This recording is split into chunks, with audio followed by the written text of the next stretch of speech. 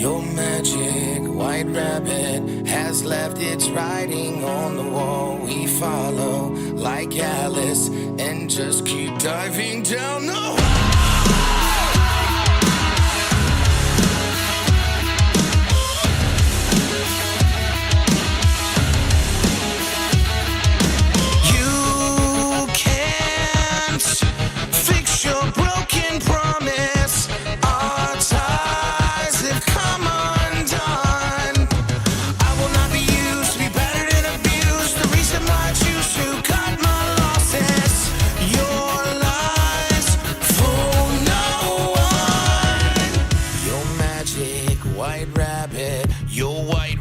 Straight jackets. Your magic white rabbit has left its writing on the wall. We follow like Alice and just keep diving down the hole.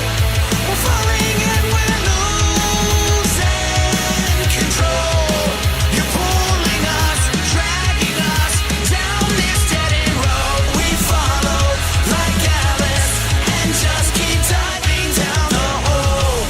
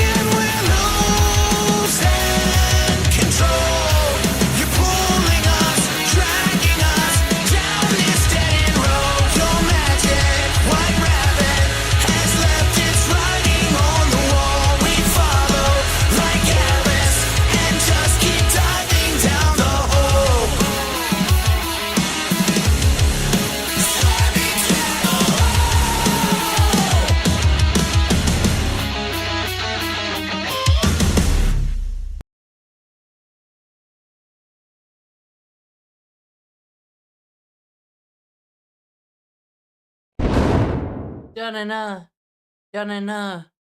Here we are. What's up? Indiana time. I have it all figured out. What is there to even explain? All the pieces connect now that I'm out of that evil fucking crossroads of America land, Florida. Whatever the fuck it is. It's so obvious what it was. Okay, follow me on this. First of all, look how quickly when I had an opinion about Nux Taku of all motherfuckers, how quickly everyone tried to discredit me or say that I'm a strange actor in any debate because, oh, there are no such thing as leftists from Indiana. That's a deep red state. Oh my God, this wool they've been putting over your fucking eyes with their Christian governors and their evangelical movements. It's like going to North Korea and seeing a fake fucking grocery store. Quite honestly, because this makes no sense. Is it like opposite day in Indiana? Because in what world do you all think you're fucking Republican state? There's been no budgets balanced. Nobody is fiscally responsible. Nobody. They sold all the fucking toll roads. They sold the lottery. They gave it all to foreign powers so we could just throw our money into fucking nothing. And then they all said, ditch Mitch, he sucks, he did this, and then they didn't fix it. Not one bit. So, like, I don't know, doing a bad business deal. That's why I don't really respect those Republicans too much.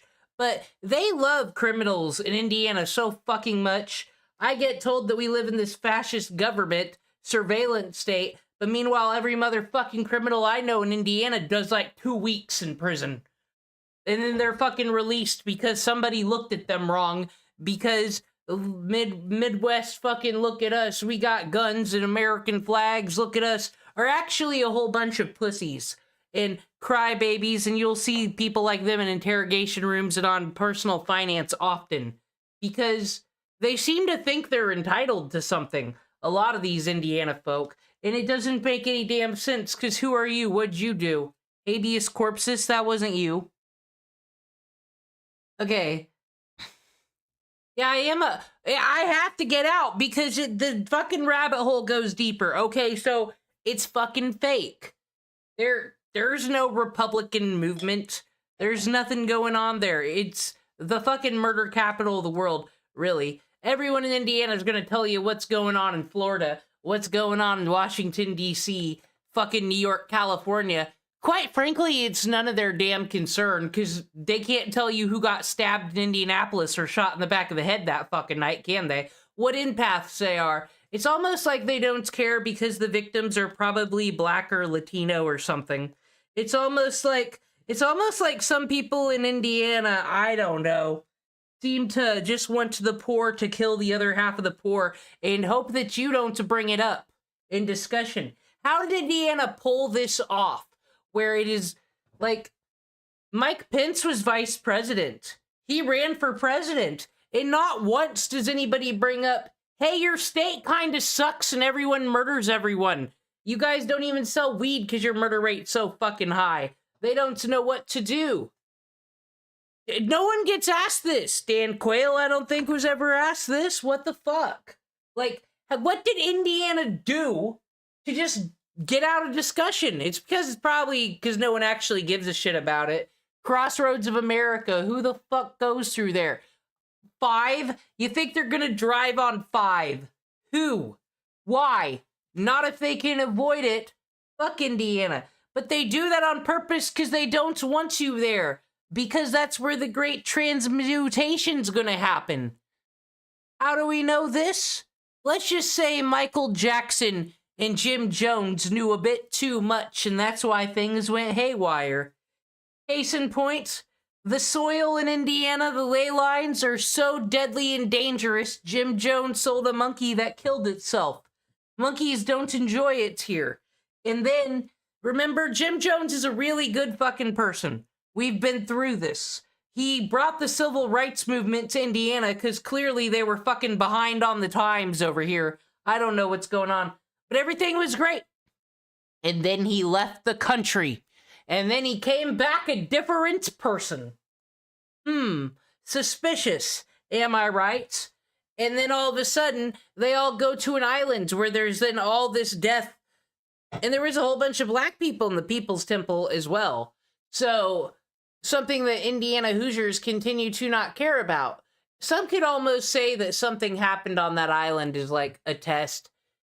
But no, it would never come to the Hoosier state, whatever this demonic ritual is, you're telling me. That's just in Stranger Things. That's in a show on Netflix in a fictional Indiana town. So it couldn't possibly happen to me when the earth fucking opens up and I fall into a sinkhole from the devil in a satanic ritual, you might be saying. Haha. And that's where Stranger Things has got you, because yes, it was in a fictional TV show. Why the fuck would you think it would happen? You won't suspect a fucking thing, will you?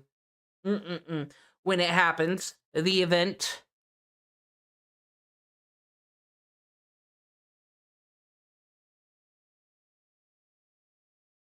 Isn't every landmass an island, really? What else is there to link to Indiana? Michael Jackson. He also started looking different, acting a bit different, and then the government's killed him. We've been through this. So there's these dunes, these fucking deserts and shit. It's wild. And here's a question. Why do they have the worst roads? If it's truly Crossroads of America has crossroads in it, wouldn't you fucking improve the roads? Wouldn't you not want the reputation of, we're the state with the worst fucking highway and the worst roads? I don't think they even took any of that fucking infrastructure money. I think they pocketed it. Because who the fuck cares about roads of a doomed state that is about to become a transmutation circle? And then we have all the land that Oprah owns. Why does she own that? Why do these rich Illinois people own all this land with nothing on it that is used for nothing? Maybe there's a few ranches, or is it? Because it's for when, you know, that land is completely cleared out of the inferior Hoosiers. I'm just saying, if you put all the pieces together, it makes quite sense. Mike Pence running for president never made no sense. I don't think... who was going to vote for him? Why did he think he had a chance? Anyway. I think I make a good case. And Tonto is supposedly gonna come up from that state. And I'm just saying, if he does, and then magically Indiana disappears into a fucking sinkhole because I prophesized the undoing, or whatever, we're starting a religion for real, for real. So all 12 of them, good for them.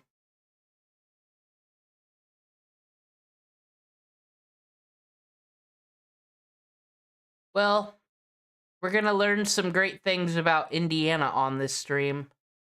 But in Indiana, Union State during the Civil War, we can give it that. But by that, they probably fucking, like... I don't know. I just don't trust it. I feel like it is opposite day. I feel like what people don't know is that Republican white nationalism just doubles back to being too liberal for everybody the fuck else. I don't get it. They don't say that they hate trans people and are anti-LGBT because they love everybody in prison so much they want you to feel very comfortable after murdering people that they let you get any sex surgery you want free of fucking charge. The taxpayer pays for that shit. So anybody who has body dysphoria or is like, it's so tough out here, they're not doing anything for trans medical needs. Just fucking go to prison in Indiana and they'll pay for it. Problem solved. They love the LGBT there.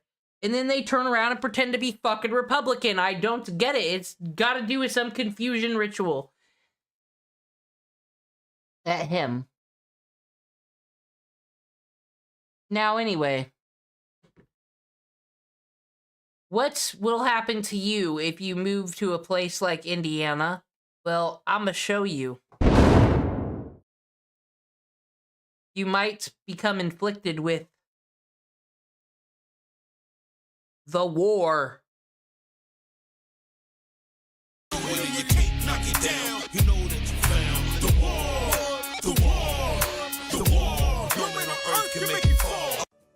We will be taking all questions. Actually, we're going to be doing some questions before we get into my presentation. I will very quick bait you guys, titillate you guys with a little preview. Oh, look at that. Okay, so idubbbz has a PowerPoint presentation that he's going to share with us. Let's see whose presentation was better. Mine on Indiana with no slides, or his on Ethan Klein? That was a preview. You get no more until I gather more viewers. I need a lot more viewers before I can spill the tea. And trust me, that turn of phrase is not lost on me. I would say pun most definitely intended. I will be spilling tea, I will be pouring tea, and then intentionally spilling it all over your lap. My own lap. And then I will be getting the dog known as AB to clean it up. I will say, clean it up, dog. Good morning, Slots Freak. Just as a reminder, Slots Freak, you are still a suspected user. Suspected. Are you? We're going to rent on a user. We have a new enemy in town. He's fucking not putting up with these suspicious users this night. idubbbz has become more aware. Not gonna let his chat be flooded. Of what? I cannot say. Only God can judge you, my friend. You guys cannot see it right now, but idubbbz is in the corner of the room shaking his rump. Positively magnificent. Doing thank you squats. Yes, that's another way of putting it. He's doing thank you squats. Thank you, thank you, thank you, thank you, thank you, thank you, thank you. Oh, it seems as though idubbbz is thanking the chat for all the subs and support. Great job over there, buddy. Oh my gosh! idubbbz, big news! We got 5 gifted subs from an anonymous user! Thank you, thank you. We have a new enemy in town. Thank you, thank you, thank you. Oh no! Ian's just mad that he can't do that. Don't stop now, idubbbz! There are 10 more gifted subs! You have to keep thanking them!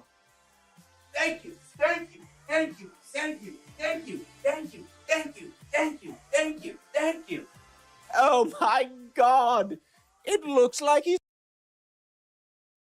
So what bit is Ian doing with this gifted subs alert of this person doing this? What is the message that he's trying to fucking... What are we doing? Where are we at in the world? You remember, do you guys remember, now this is beyond the scope of the horrible satanic ritual that's happening in Indiana. This is beyond this scope. We have to... I mean, this is the worst case of political brain rot we've ever seen, but there has to be a bit here. There has to be a joke. This can't all be for nothing. But before Indiana did its thing, there was once this monkey called Harambe, and everything in the world was fine. Obama was just blowing up the Middle East or something, I don't fucking know. But no one really cared, because everyone was just vibing. We had Kesha songs and shit. Who cared? And then all of a sudden, this stupid fucking child... It's been so long, I think we can victim blame, quite frankly. Like, the first rule of the zoo is stay the fuck out of the cage of the animals. Fucking, at some point, guys, at some point, survival of the fucking fittest. If you can't follow simple instructions, maybe you shouldn't be here or be allowed to leave the stroller. Anyway, fucking, this ape supposedly acted in self-defense, and then next thing you know, he was dead, and we've been fucking spiraled out of the time continuum ever fucking since. That's how we got here to where we are now. He's bouncing on it. How ridiculous. Greetings and salutations. Here we go. It's time for his presentation. Now remember, we'll be voting at the end of this. My presentation on Indiana versus his on H3. Chat, welcome to the second annual, welcome to the second Scorched Legume presentation. This presentation is all about my theory. And keep in mind, everything said in this presentation is strictly in my opinion. Keep that in mind. Okay, here we go, everyone.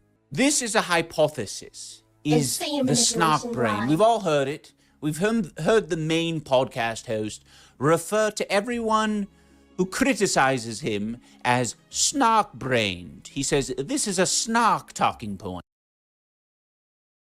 He goes to the H3 Leftovers Reddit and the H3 Snark Reddit and scrolls down them looking for arguments because he's too fucking stupid to come up with any on his goddamn own. That's what they mean. Why are you doing the thing where you pretend you don't know what they mean so then you can talk with absolution? What is the strategy? What, do we just love ignorance now? I fucking hate it. Thanos can snap his motherfucking fingers. I don't need 50% of you, honestly.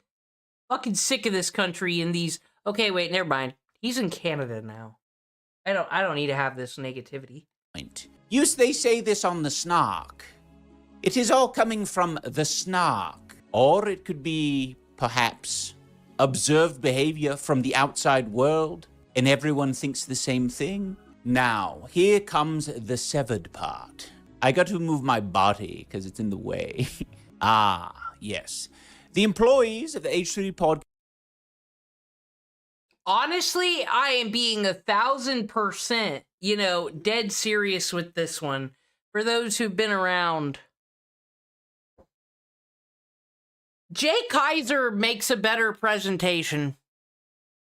Jay Kaiser would understand what Ethan Klein means by snark brain.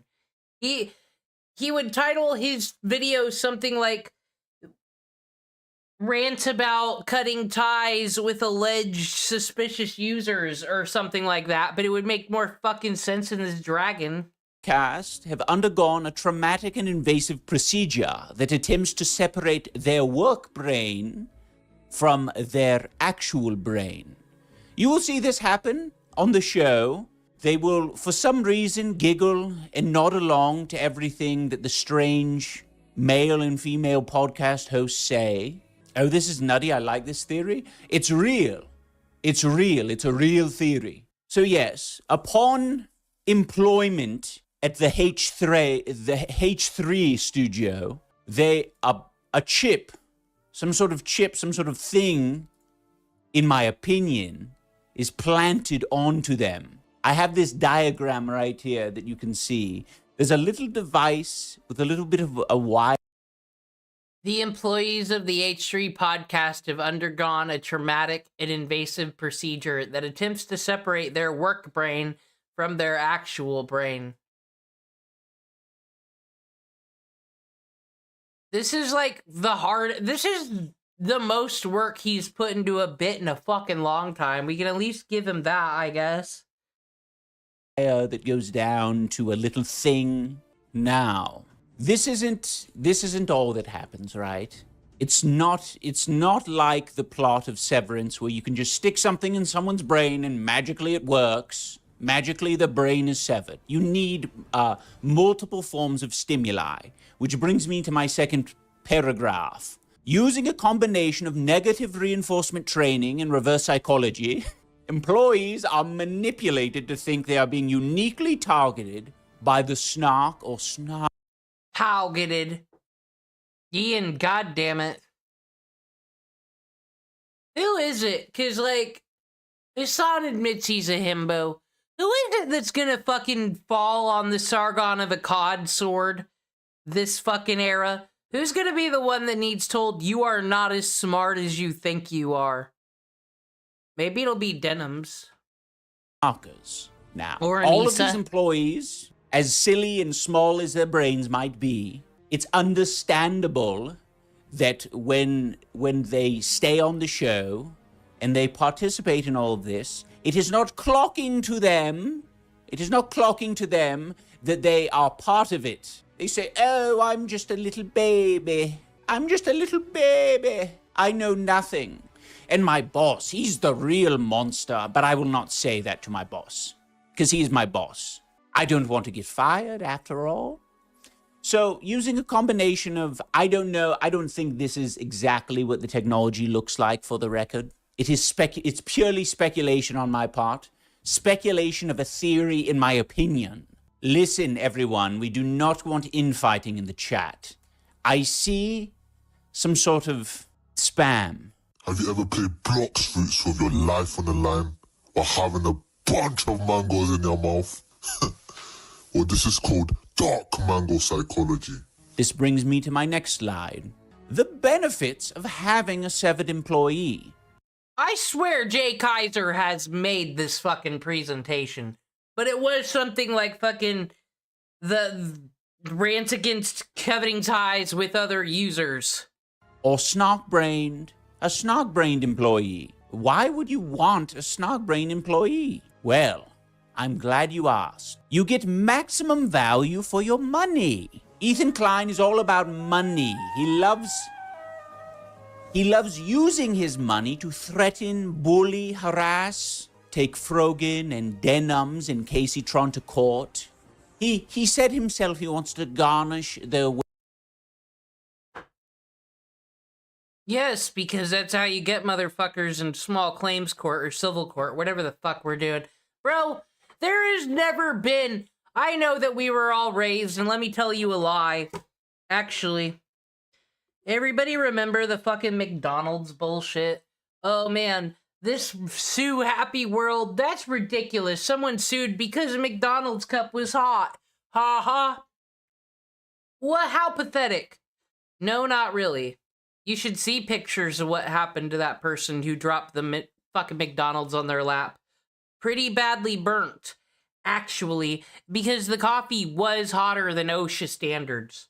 Doesn't matter what the fucking cup said or whatever. It was like way too fucking hot. It did burn her. She was like damaged for a long time. And honestly, what's crazy is the attitude of how fucking bad and selfish those people were for suing a corporation. Now we'd be like, fuck them. They owe them more. Eat the rich. Am I right? How different attitudes have fucking shifted. It's almost like the media creates the narrative or something. I don't know. But they were quite justified in that. So that's justified lawsuit number one. Everything else is probably bullshit. Everything Nintendo's done, but then there is the lawsuits against Casey Tron and Frogan and DemonCringe. Most justified in this fucking country. I'm proud to be an American. Wages. Now, I've listed here that 7 employees, while they are on the clock, they can be worker, they can be friend, or they can be confidant. I had to Google confidant today because I was unfamiliar. I needed to make sure it didn't mean like something sexual. I think I got it confused with conjugal visits. I don't think conjugal visits necessarily means sexual, suspicious. though, does it? Right? I might be confused. Definitions are important to a dragon. It does? Some sort of sexual activity? Now, next up. Workers are obligated to motorboat their boss. This is random, but does anybody have, like, fun, nostalgic memories for, like, a random book that you got out of the library or school library as a kid? And, like, it wasn't no major seller. It's not no Tom Sawyer or nothing, so it's not really anything you can share the memory with.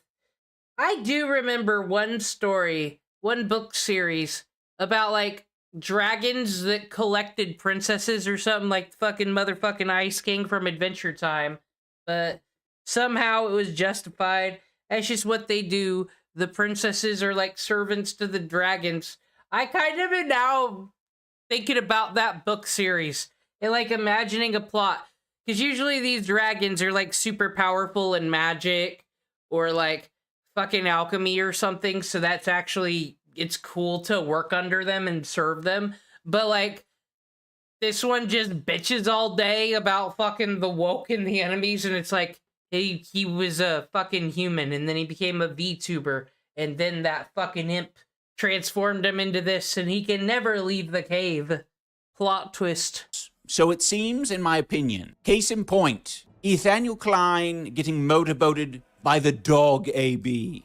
Definitely disgusting, definitely foul, but would you expect anything less from the Harassment Podcast? I think not. Yes. Is it worth it? Is it worth it? Not for me. Personally, not for me.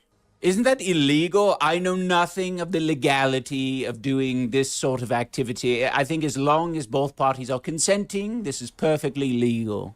It's also, so it seems, in my opinion. Now, the nice thing about having severed employees is that you don't have to look at the employees outside of your... They're still doing this to fucking to Epic Meal Time. Bro, why did you get him for fucking Creator Clash 1 and 2 if you're so offended? And 3. Like, this is just where you're just fucking telling on, like, you've told on yourself all the way through. Who am I even fucking kidding? Anissa's fucking insane. He doesn't count as a person. He's a fucking dragon, right? Like, okay, there's arguments you make where you're just not gonna win, but as we see with interrogation rooms and all the other bullshit we watch, you gotta take your shot, right? You gotta fucking, what are you gonna do? Admit you're wrong? In a fucking society? We can't have that. So you're gonna double down. But this is the fucking hill they're gonna die on. Stop. Working environment. You don't have to do it, which is lovely. Unless, of course, you catch one of DJ Bacon Blackface's streams where he's doing some DJ on Twitch. Sorry, by the way, guys, I couldn't figure out how to format the PowerPoint. There's not enough room for all of my text. Oh, Kai Bomber says it wasn't motorboating. All right, it was sniffing and licking or something. Whatever. Ethan doesn't have tits. We've learned from Caleb Hammer, you can get out of these discussions and getting hit on by trans individuals simply by saying, actually, I'm not into any fake tits. Just simple, point blank. And then what do you do with that? That's a pedantic point that I would not like to hop on. You sound like that guy, that one guy on British television who was like, technically, I said technically Jeffrey Epstein is not a pedophile because the girls were 16 and that was the age of consent. Sorry, I'm not very good with voices. Severed workers will do the mental gymnastics, emotional, spiritual gymnastics. Okay, I got another theory. Now, this goes to the woke mind virus. Super extreme liberal brain rot stuff. The first thought is California is a cesspool. Learn to swim, learn to swim. Fuck that whole part of the country, I guess. I don't know. But this stuff kind of seems like Scientology talk.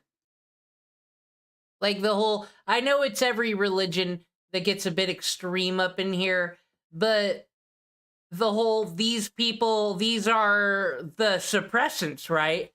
The SPs, the people you need to cut ties off with because their thoughts and the things they say are dangerous, you see. So you need to cut off all contact with them because your soul is never going to be pure and go fucking clear if you hang out with these people. They might pull something up on the internet and show it to you to prove you wrong. God forbid. So cut off ties. What else do we have? The constant fucking snitching and shaming bullshit, where if anybody is doing anything against the belief, you need to signal boost them, you need to fucking publicly shame them, and then go spend a lot of money on a stupid fucking cause. Go do that. Buy those books. So I kind of wonder, since Scientology, unlike all the other religions where they don't want you to go to hell and burn forever, supposedly, so they'd like you to follow in the path of the Lord, Scientology, like, your reincarnation fucking billion-year contracts, 75% of you, they probably already have technically under contract, so you can just die over and over again, and they can just use you as soldiers all you want. And Scientology's been very quiet since people have been able to expose their protesting propaganda shit they do, because TikToks and cameras are everywhere. The private investigators all get exposed for harassment. Like, so they gotta do new strategies. And that guy from that 70s show went to prison after all those years. And he's just gone. Like, I think Scientology dropped their protection of him, and that's why he got away with it for so long. Something sus is going on. And that is my fucking tinfoil hat theory number 2 for today.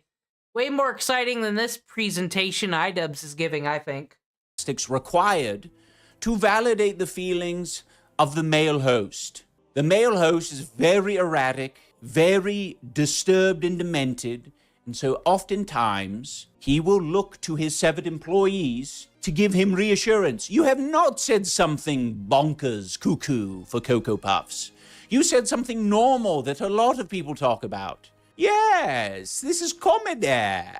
Yes, exactly. Very good, Joey's Doodles. He often looks around the room and says, "Was I owned? Please tell me I wasn't owned severely." Now, next up, the severed workers will have no idea how low their work brain will stoop to. Because you have to keep in mind that the work brain is different than the actual brain outside of the podcast.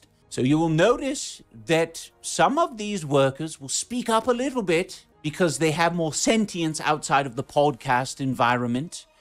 They'll get bold, they'll puff out their chest and say, "I am not what you think I am." I saw it from AB, the AB character. He streams, he says, that is not me.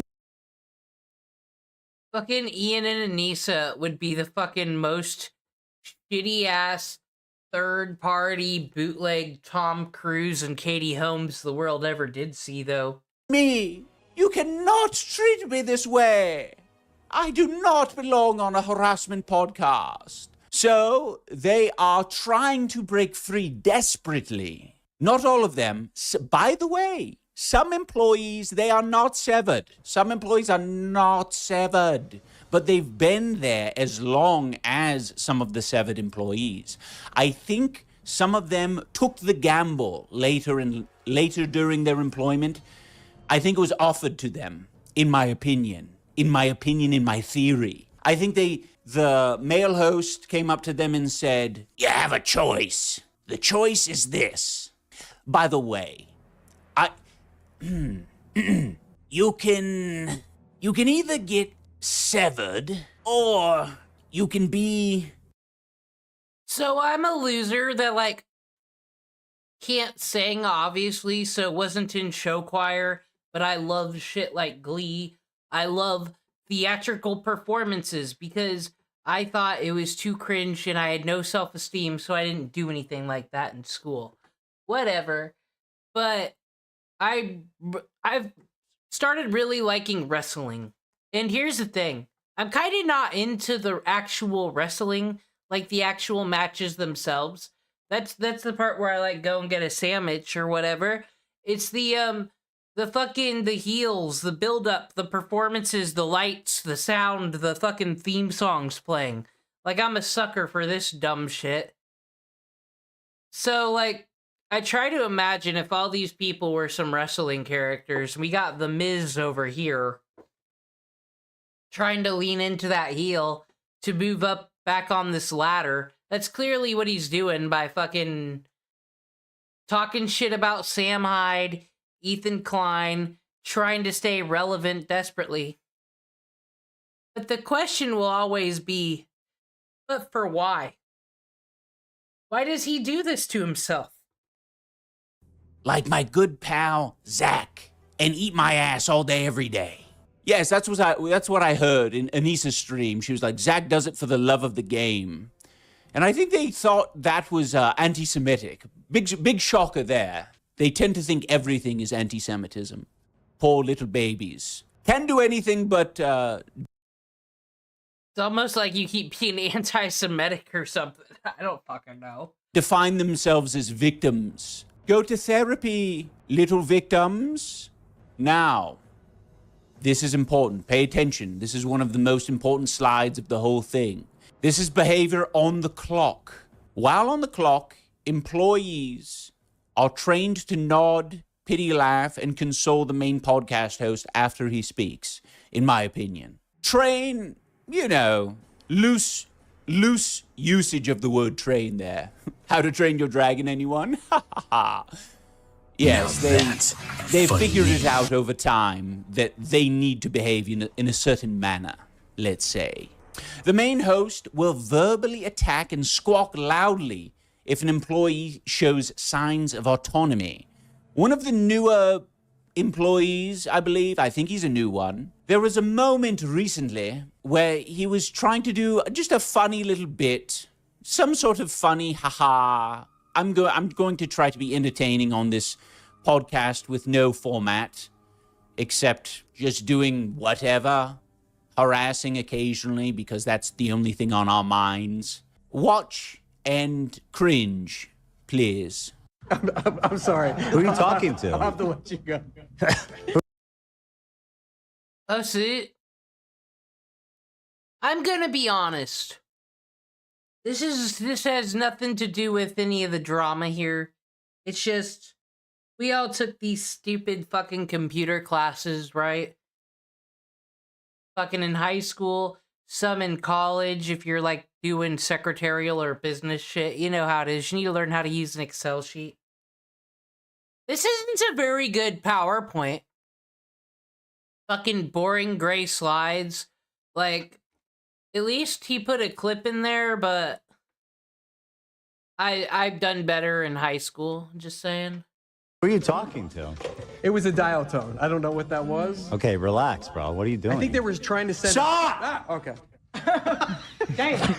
Truly terrible stuff there. And people were trying to say that that was a bit. No, you could tell. It was not a bit. I was scared. I'm a dragon and I was scared. Bro was just literally trying to do a little joke. Just had a little phone prop there, was doing his little thing, and he couldn't communicate with his employees. He couldn't just say, we're not doing that right now, thank you. You can be stern. You don't have to screech. You don't have to do a dragon roar. You know what sucks for Ian and Anissa and all the haters? They watch H3 more than any of us. That's gotta be hell. Same for that whole snark subreddit. You could just, I don't know, maybe go to therapy, learn how to communicate effectively. You have plenty of money to do it, young man. Now, most employees are not visible during their after-work hours. So, my assumption, and I think it's the assumption of many people who are snark-brained, that they're extremely exhausted from all of, technically the show calls them innies. There's innies and outies. And the innies, the ones who are working, those ones, they go through so much throughout the day and your body holds on to that. I assume that Tom McDonald's body held on to that. So when he left work that day, his outie was probably feeling such tremendous despair and muscle fatigue from the treatment that he got on the show.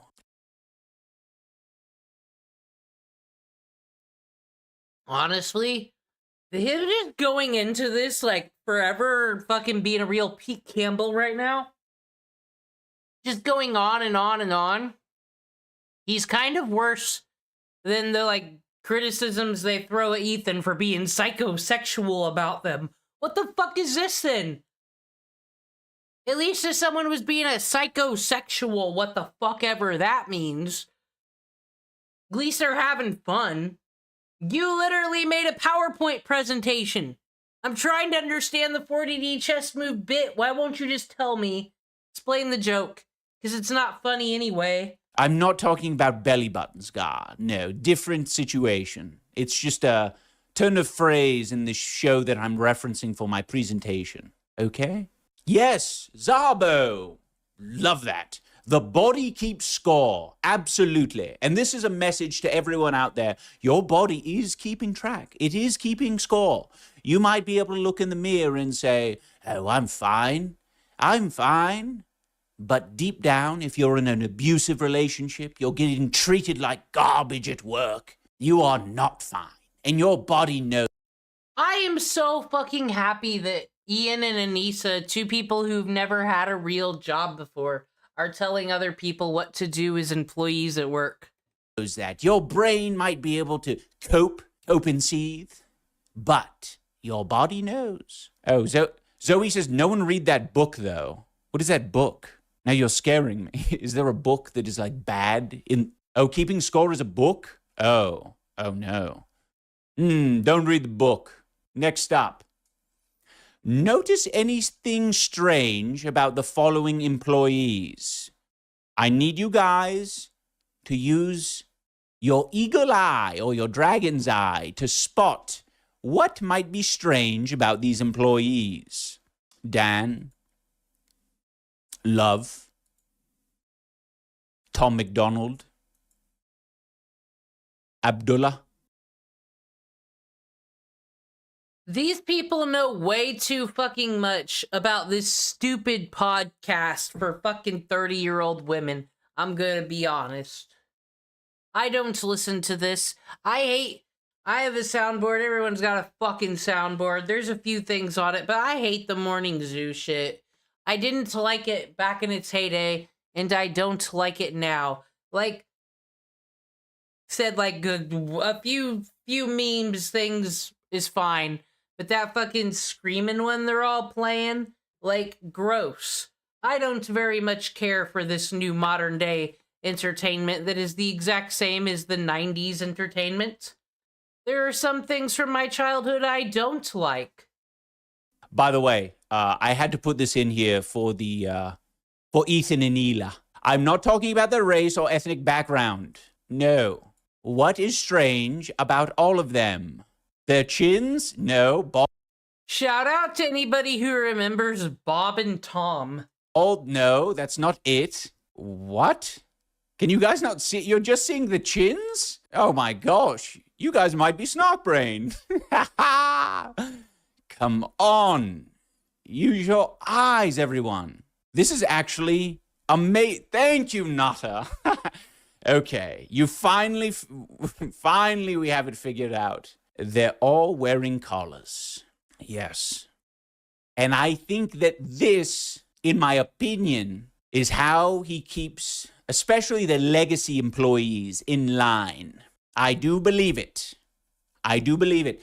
You can have as much verbal negative reinforcement as you think is possible, but I do believe with some employees who are trying to decouple, that is a term that we're using for... Stop it.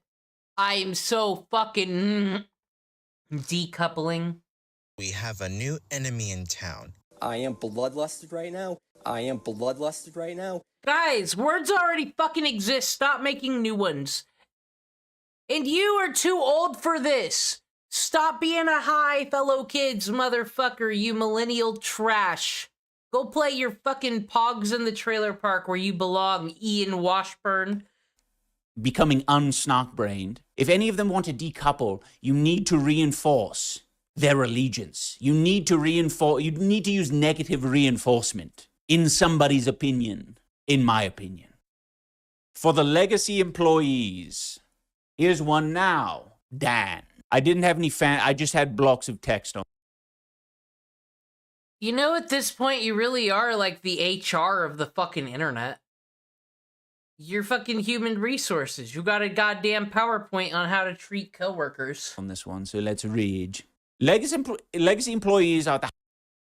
Oh, I'm sure decoupling is a real word. I'm sure it's actually been around longer than all of us, Tonto.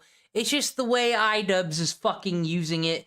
I'm sure he's already bragging about, look at this way I'm using this term, and something you peasants haven't heard of. Ha ha ha.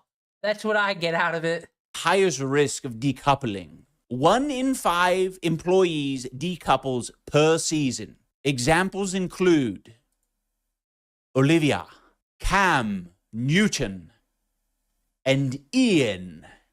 Love that name, Ian. And just like that, they're off the show. They've decoupled, they've separated, and now they've ascended higher than ever before. Legacy employees must be handled with care. They have seen patterns and develop. They've seen the patterns develop over time and will become agitated if a contradiction occurs. You know what sucks? Like this, I guess this in the game of Ian and Anita, maybe someone can make that shitpost RPG Maker game. It wouldn't be hard, I guess. You would be like, this would be the final boss. But this is the most generic fucking dragon ever. It wouldn't work. In the event a contradiction occurs, it is very important that the male host screams, "Whose podcast is this?" I've heard it happen once or twice when they're trying to be helpful, just helpful employees trying to steer the ship. Whose podcast is it? Apparently, it's the main host's podcast. No one should have any input on it. Okay, we're getting corrected in the comments. Listen him, Jim. I assembled this together last night, and my eyes were bloodshot. Now, the number one trait of the legacy employees is that they have no self-respect. Now, I think that at Twitch, when you become an actual employee there at the fucking, because I'm pretty sure that like Amazon is a front. You heard me. That fucking all that shit coming on your porch. It happens at a loss, waiting for those drones, all that shit. It operates at a loss. You see, Jeff Bezos is like Gus Fring, and Amazon is the fucking chicken place, Los Polos. He's really selling drugs to like aliens or some shit. Something insane like that. So of course he doesn't give a fuck about Twitch. This is what orientation's like there. They will put the needs of their boss above. Hey Tonto, I think we if we would have placed a bet, we would have lost it on the fucking market. Tom Clancy's still there. Financial quarters had to have come and gone. Of themselves and all of the torments Dan that they Clancy, will not experience Tom Clancy. is all going to be boiled down to snark. They are never going to think that their boss or their work environment has anything to do with it. Everything, it's going to be us versus them. And you can tell that this is the case given how much the podcast has changed over the years. I'm sure that they've been frustrated. They've had moments of frustration. Wombat Wiggler asks if I condemn snark. Absolutely not. Ha ha! Never. Now, the new employees. Gwendolyn and Gretchen. Oh, wait. Oh, I'm sorry. I just assumed the financial quarter would fucking start and end at January. How foolish of me, but I guess that's why tax season's... I don't know. I don't think they'll do shit, though. My thing with Dan Clancy is I think he might be anti-American because he's a former government employee. He's fucking NASA, you know? Like... I don't like some of the things coming out of Twitch, just being honest. Now, Gwendolyn, fine person, have nothing against them. Gretchen, also fine, you know, they are crazy ass kissers. They love kissing the boss's ass. But what can you do? Now, in regards to the new employees, they lack the ability to use Google. Number one, that's one of the most important things. Legacy employees, they've been living in it, right? At one point, things were a little bit closer to normal, although I don't think they were ever quite normal. And the reason, because it might, some of you might not understand this reference, they lack the ability to use Google. They couldn't Google the main host's history. They couldn't Google what is going on with his character. Alternatively, they might just all be fans as well. That's a possibility. I think that's been mentioned plenty of times. I think I might be giving them too much credit to think they're actually getting people off the street. JP Morgan going in and getting some bullshit. No, they have to be sycophants, basically. I think it's very important that he gets plenty of sycophants employed. Because sycophants, one way you can describe them is that they are loyal. Loyal to a fault. To a fault of their own, to a fault of society. You see that with Trump, actually. There are a lot of... Guys, this is what I mean by this case of political brain rot, because I'm sorry, we have seen a few dumb leftists in our time between this and the SJW period, but like, he is acting like the concept of being loyal to like morals or an influencer and all that shit. It's brand new. It's never been thought of before. What happened to him? Can we help him? Or is it too late for real, we need to stop? Trump loyalists. We call them sycophants. And they let him get away with so much. I've heard of some of the Trump loyalists, in fact, buying bunkers and shit. Doomsday prepping because they know the crazy old man is going to nuke the world. Tamara did a fan animations. Morgan entered the H3 dating show and was a finalist. Tom was a repeat guest, etc. Oh, information. Yes, they've basically been through the ringer. They've been confirmed that they are loyalists.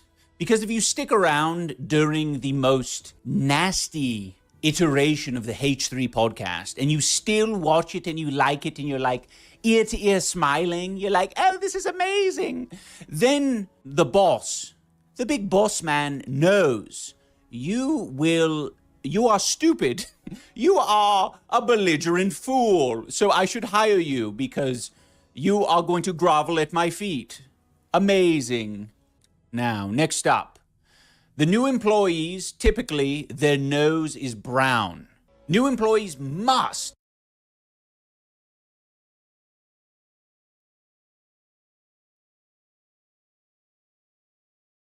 I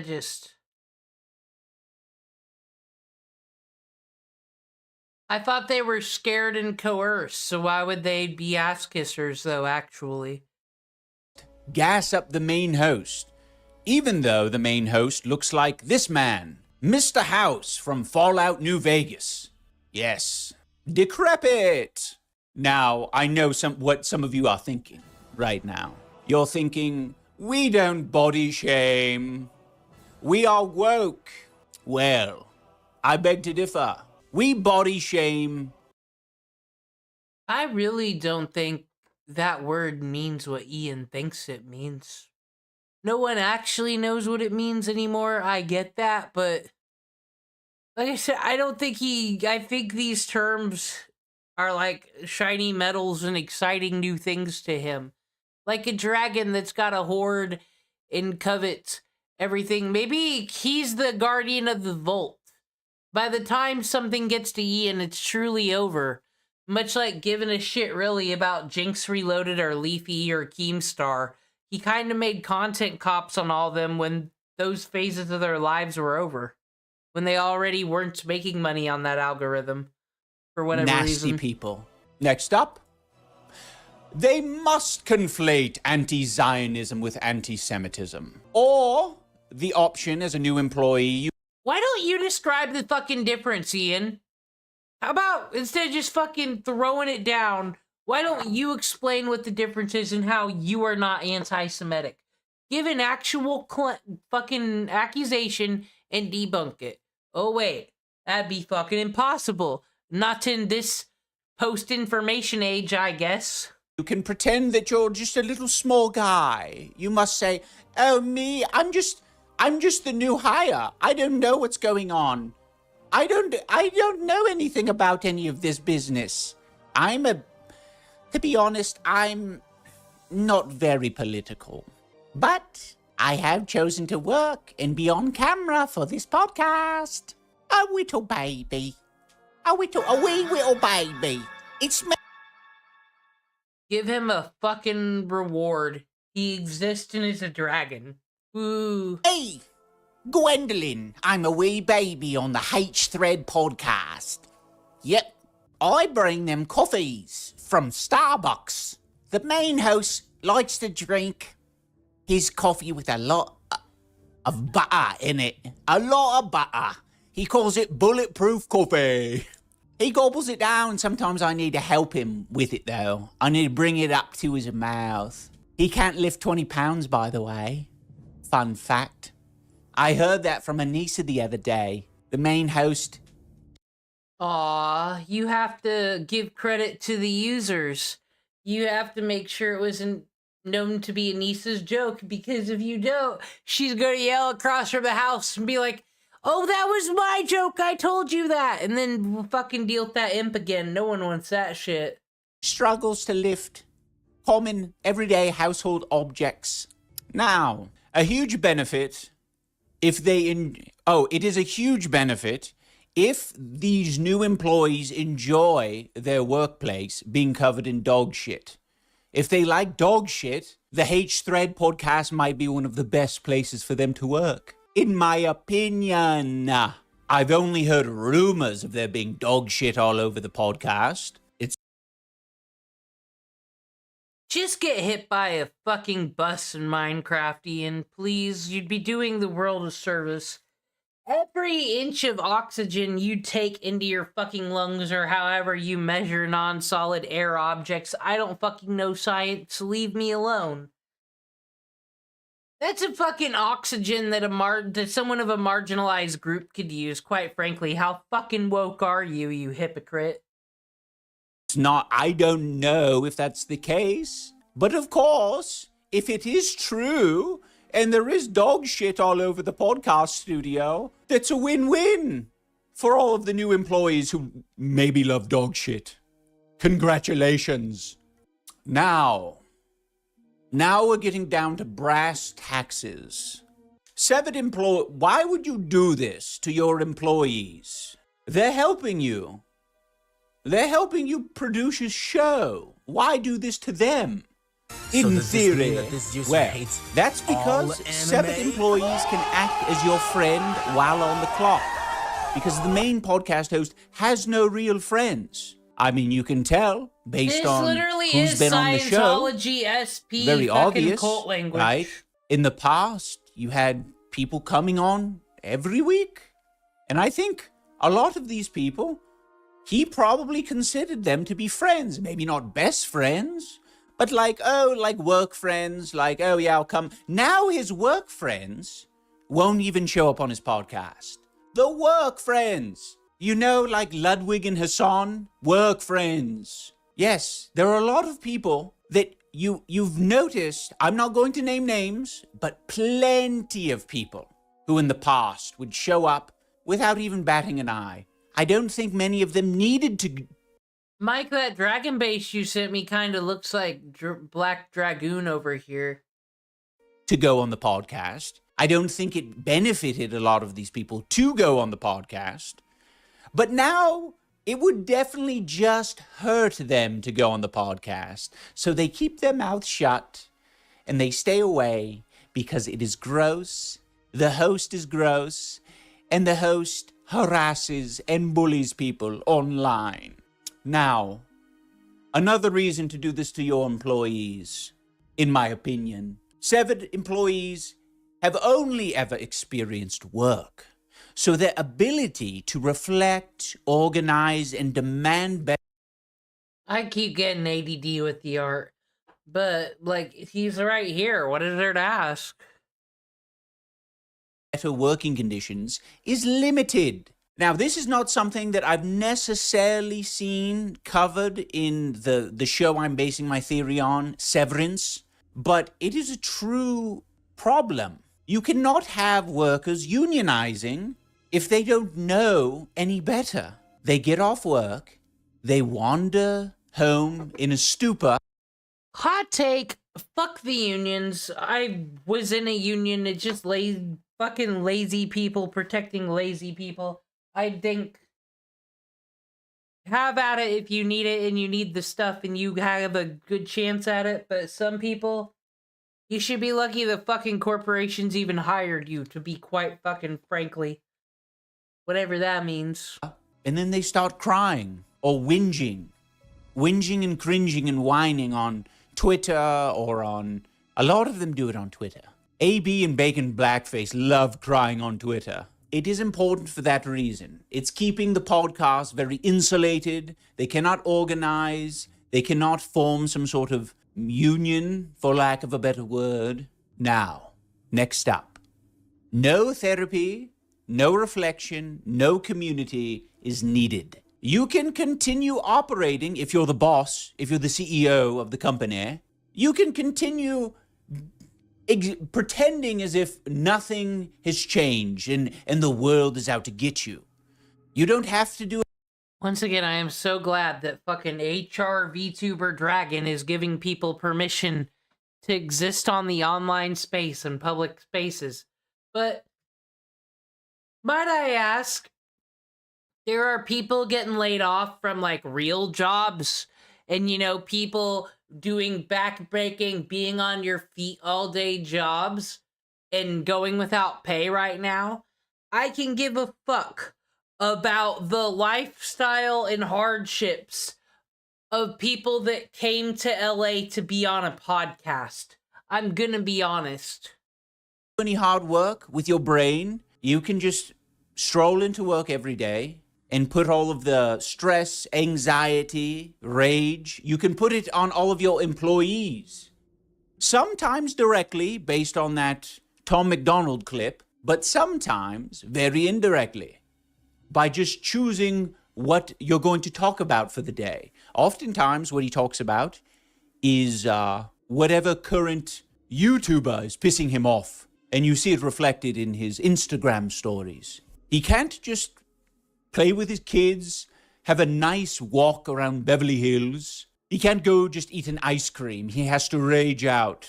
And I think truly, he's probably jealous of a lot of these severed employees because they have the option.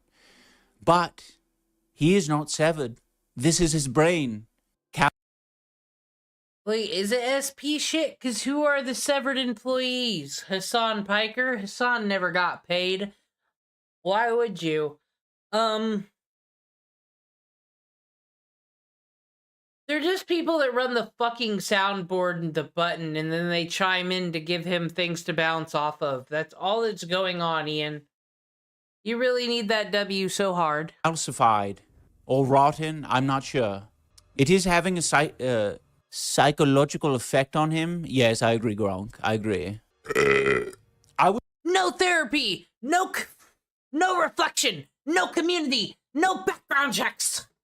I was also curious, what happened to Galia? I'm respecting her name today. I'm not calling her Giardia because she hasn't been chirping. I haven't heard any word of her being on the show, and I just want to say, yeah, thank goodness that immigrant with a name that you usually make fun of, you've bullied her into submission, and she doesn't put her opinion on the internet anymore. You fucking did it, Ian. What a great woke hero. Respect to you, Galia, if you have indeed moved on.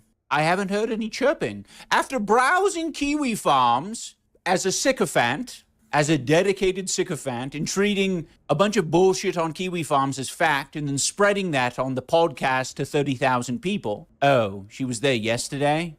All right, Giardia, I take it back. You're rotten to your core. You're an ass licker. You're an ass kisser. Enjoy browsing Kiwi Farms, loser. Enjoy prison, stalker child! You thought you had me after I gave you a compliment, but no, stalker child. It is you who'll go to prison. Oh, she lives in Canada, so she isn't in the studio often. Yeah, stalking us, I see. Ha ha! That was a joke. She is a stalker, though. She does research on whether or not To prison! a cake was, or how much a cake cost, where it was purchased from. Kind of weird, creepy, stalker shit. I was going to be nice to Giardia, but whatever. Enjoy the shit, in my opinion. Now, there isn't much of a conclusion here, other than to say this is my theory. Take it with a grain of salt. It is a theory in my opinion, parentheses, satirical. But I think there's a grain of truth in here somewhere. Now, the next mystery. We have a mystery to solve, everyone. I want you to take a look at the picture you see before you. Can you spot what is unusual about this picture? Keep in mind, this legit is a fucking... We're going to rent on a user. It's just a more high-functioning user rant, because it's a PowerPoint presentation. This is from their live stream yesterday, by the way. They were doing some sort of, I don't know, antics around the office. I see half a dozen They're counting ballots, fursuit, dog poop on the floor. No, that is not it. I'm only going to enhance the image when someone has spotted it. Oh, Donnie Forever says, Ela jump scare. Okay, can you guys see Ela? Right here. She's near the wig on the table. Yes. Now, let's enhance. Someone has been eating all the shit at the H3 podcast, in my opinion. There she is.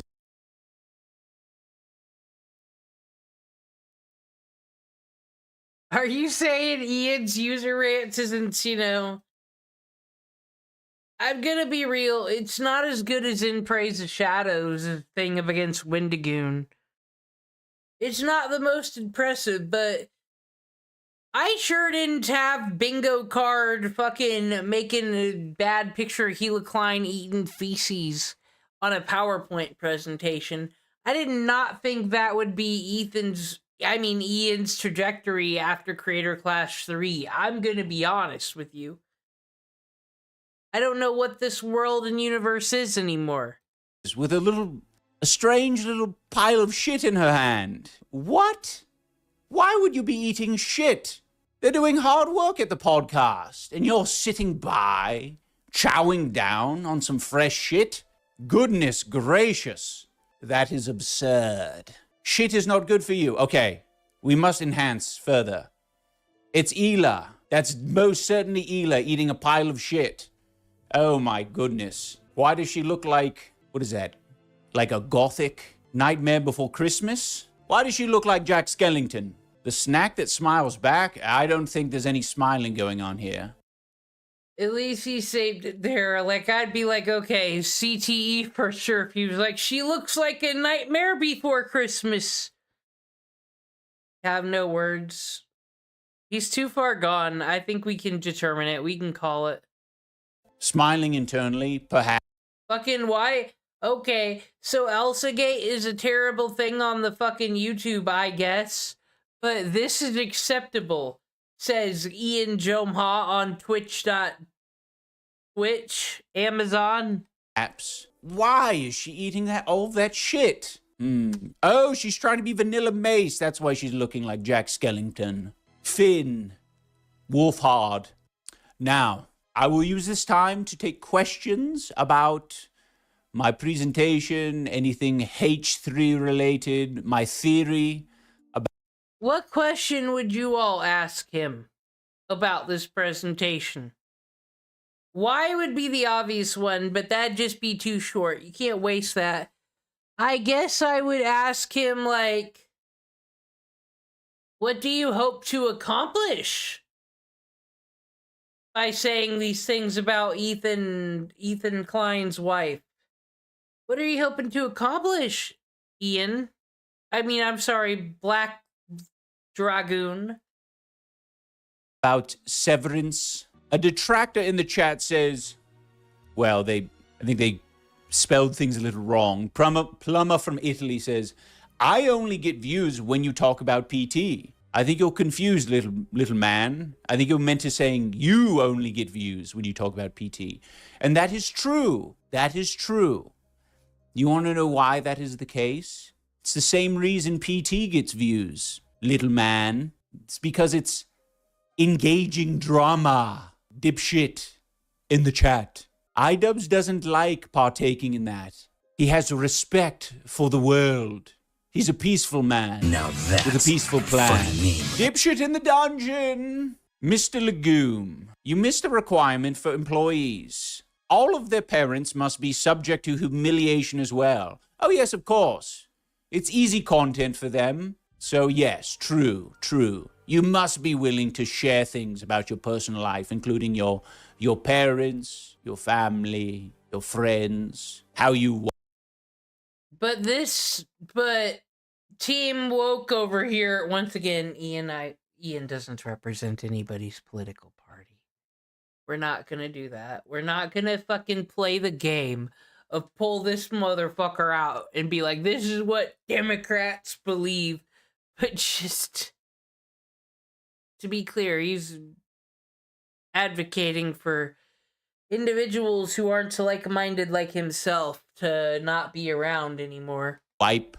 They ask, how many employees do you have? None. Zero zilch. idubbbz helps me on occasion. Mr. Legume, is there a chance you'll do a presentation on the bottom feeders like the Oreo eating guy? I feel he could use some heat.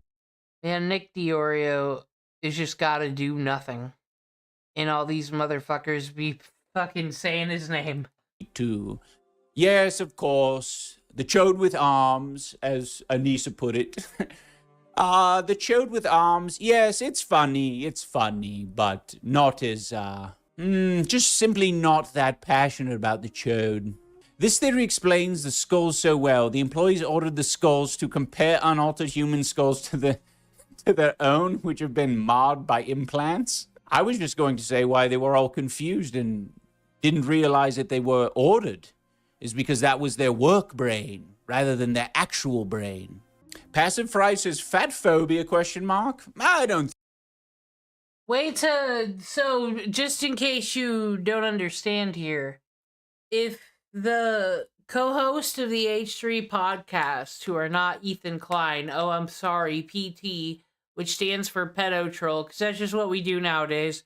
We call people we don't like things that they aren't. But whatever. The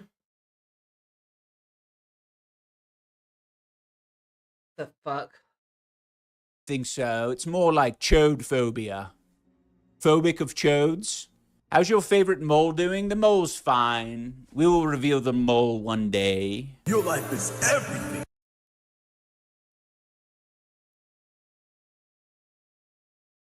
Like I said, these haters know so much more about the H3 podcast than any of us could hope. I kind of fucking apologize. I was on a roll explaining the conspiracy of Indiana, and I fucking exposed you all to that. It just never gets any easier, does it? We in South Bend with it. Y'all want to learn about South Bend, Indiana? It's a cold and Okay, last time we were learning about these amazing 50 nifty United States, we talked about Murder Mitten, Michigan. Now, this one guy's here to mog the camera once more. He's going to talk about the most 10 dangerous places in Indiana. So, we can prove that, once again, I don't know why the hell the liberals don't bring this up against the right wing. Why is this Republican state got so much danger and murder and sadness in it? I thought Republicans were tough on crime. We'll see what's up. We'll see where to avoid.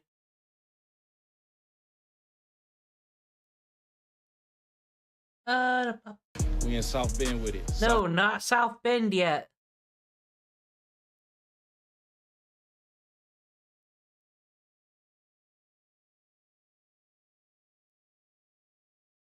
Da.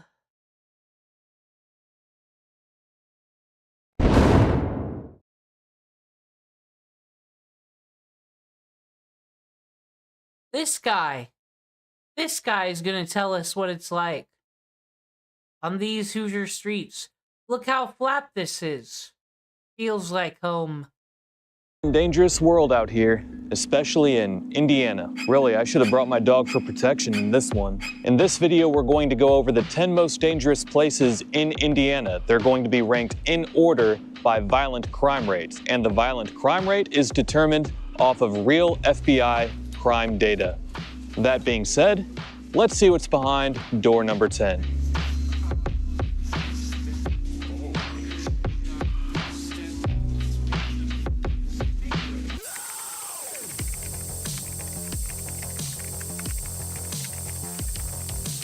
Number 10 is Lafayette.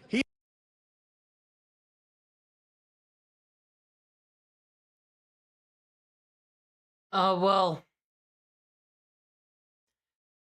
there shouldn't even be 10 fucking places that are dangerous that suck. What the fuck? No, like you said, it's just a very demonic place. There is no reason for this. They should take their crime to fucking Tennessee and Kentucky, honestly. He had great credibility until he said that. Not even a Purdue Christmas show could save Lafayette from this list.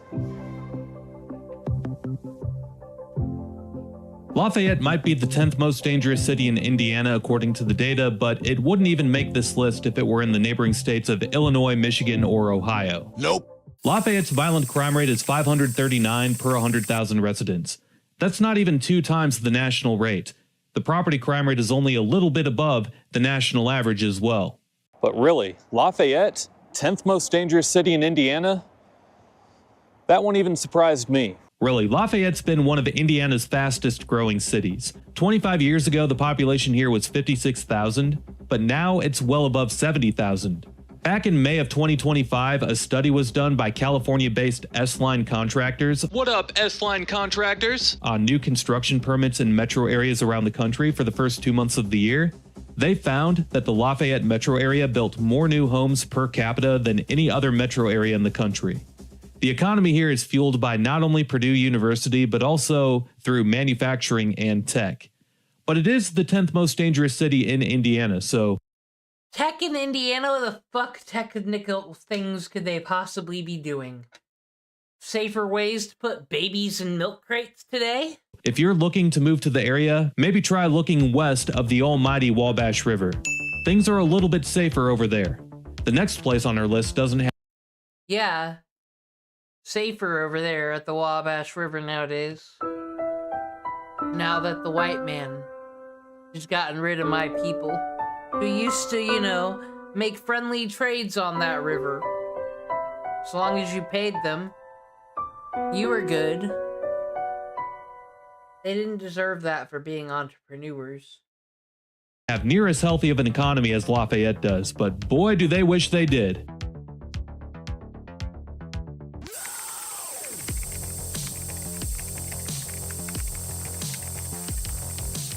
Number 9 is Terre Haute. Been there, my friend. Unlike Lafayette, Terre Haute is shrinking and has about 1,437 nicknames. The city wants you to call it the Queen of the Wabash, but instead, people here do the exact opposite. They come up with pretty much any insulting nickname that they can think of. The Terrible Haute, the Dirty Haute. Really want to make sure I pronounce that T in Haute for that one, but there's also Terradice, Terrible Hut, Terratucky, the Smelly Haute. Careful, gotta pronounce that T. Now, correct me if I'm wrong, but you're already miscorrect because West Lafayette's bigger than Terre Haute. Yeah, you definitely should pronounce the T on that one too, but there was once a YouTuber that called it the left armpit of Indiana. Really not sure who that YouTuber might have been. You know, the name escapes my head. Who did that? I'm not sure. Just look it up. Logan This Paul. guy thinks he's funny or something. Huh. We're going to rent on a user. Terre Haute's violent crime rate is what puts it 9th on this list. It's at 550 per 100,000 residents, which in all reality isn't that bad. Just like with Lafayette, Terre Haute wouldn't even make this list in the neighboring states besides Kentucky. That property crime rate, though, is absolutely atrocious. Stop 4,178 per 100,000 residents. Damn! So basically, you don't really have to worry about being jumped in Terre Haute, but you should worry about your car window getting smashed. To go along with its above-average crime rates, Terre Haute's been struggling economically for a long time. That's despite having Rose-Hulman, one of the better engineering colleges in the country, and Indiana State University. Basically, the college kids up and leave upon graduation and never come back. The population is now below 60,000 here for the first time since 1920, and the poverty rates are sky high at 26.7%. So there you go. Next up is a place that has a worse reputation than any city on this list. What is it, Tonto? Is it Gary? Is it going to be Gary, Indiana, coming in over here? Because, like, no one lives there nowadays, so it'll just be its legacy that gets it here.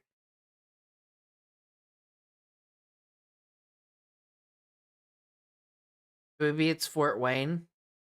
I don't think Fort Wayne has the murders as these places. I don't fucking know. Who is it? And you're all going to be flabbergasted when you see that it's in 8th place and not 1st place.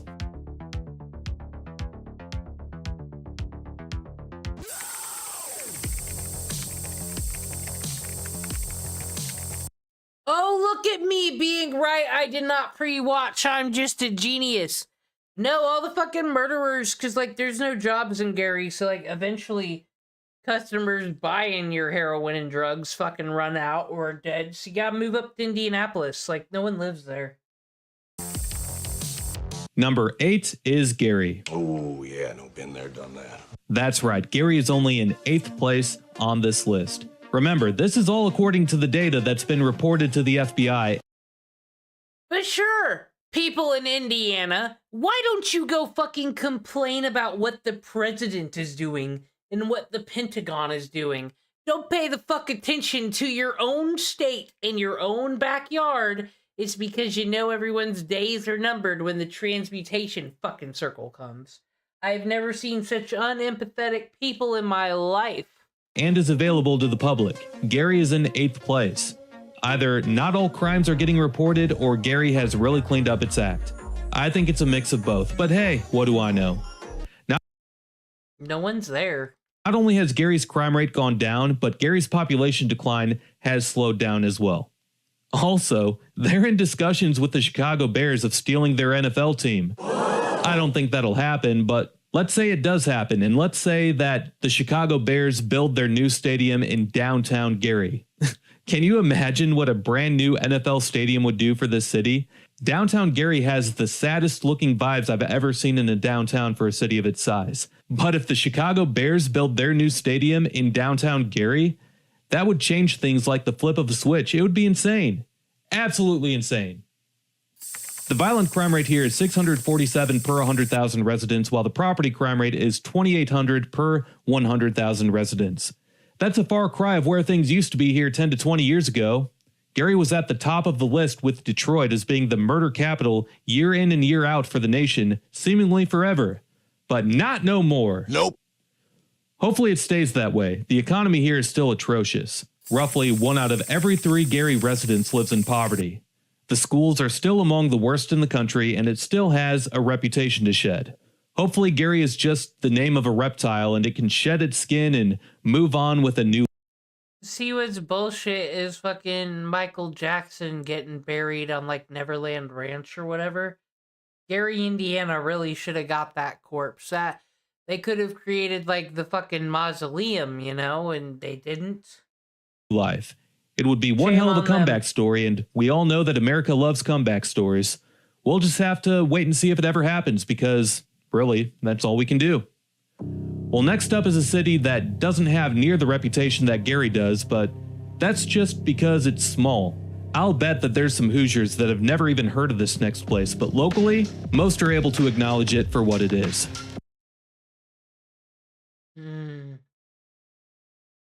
A place no one really knows of.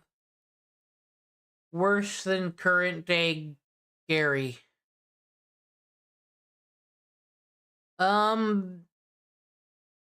Maybe it will be South Bend. People have heard of South Bend.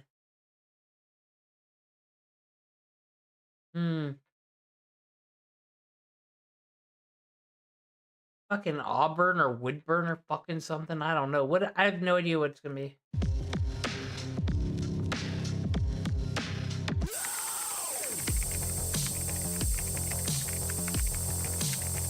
Brazil! Number 7. God damn it. It's not fucking Peru and not Mexico today. Is Brazil. Is that even a real place? Oh, it's a real place, all right. Brazil is just east of Terre Haute along US 40. You're probably sitting there saying, my God, how can this guy say that Brazil is more dangerous than Gary? I should have went Hail Mary. I would have been wrong, but fucking Rochester. Who does this guy think he is? This guy can't be trusted. This guy... Stop. Brazil has been seeing a rise in both reported violent crime and property crime rates over the years. Gary has not. Once again, either they just don't report the crime in Gary accurately, or the crime rate really has gone down there. But I think it's a mix of both. Anyway, the current data says that Brazil is the 7th most dangerous city in Indiana. And yeah, I'm skeptical of it too, but not because Brazil isn't problem-free. Brazil is like, how do I put this? I'll just say that Brazil has some of that Jerry Springer show energy.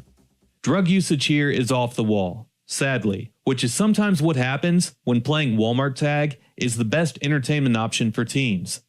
The violent crime rate is 681 per 100,000 residents, and the property crime rate is over 2,700 per 100,000 residents. That still wouldn't make the top 10 in the neighboring states outside of Kentucky, but that violent crime rate is double the national average. Not so much the property crime rate. Economically, there's not much going for this place either. The median household income is well below average.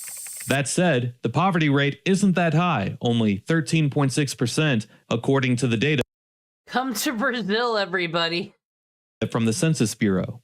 Lots was made of Brazil back in 2018 when 24/7 Wall Street listed Brazil as the poorest town in Indiana. Now, I'm not so Now, number 1, Shipshewana. Don't you be in these streets after dark. If you don't belong, catch my grip. You get going, English. sure how Brazil's median household income went from $29,000 per year in 2018 to over $40,000 per year in 2025, but I guess it did.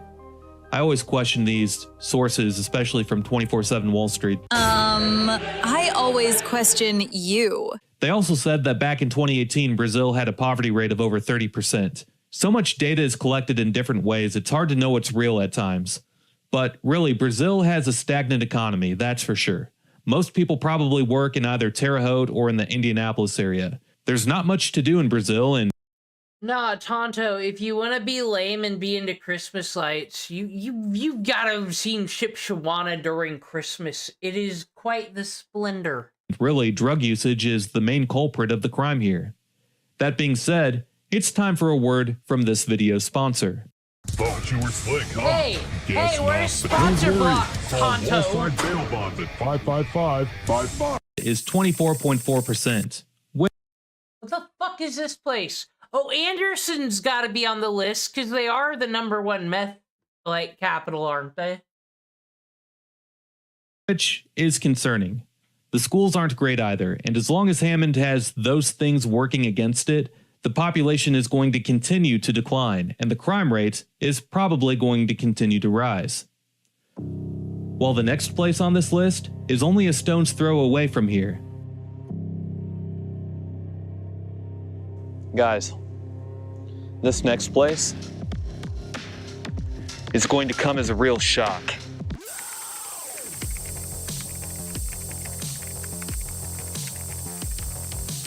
Number 5 is Okay, so do they mean like the pizza restaurant? So fucking we talking like Roanoke or some shit up in here? I don't fucking know, because last I checked, Chicago is Illinois' problem. This isn't ours. What the fuck is this? The pizza parlor, clearly. And this is the Spanish Inquisition of Indiana.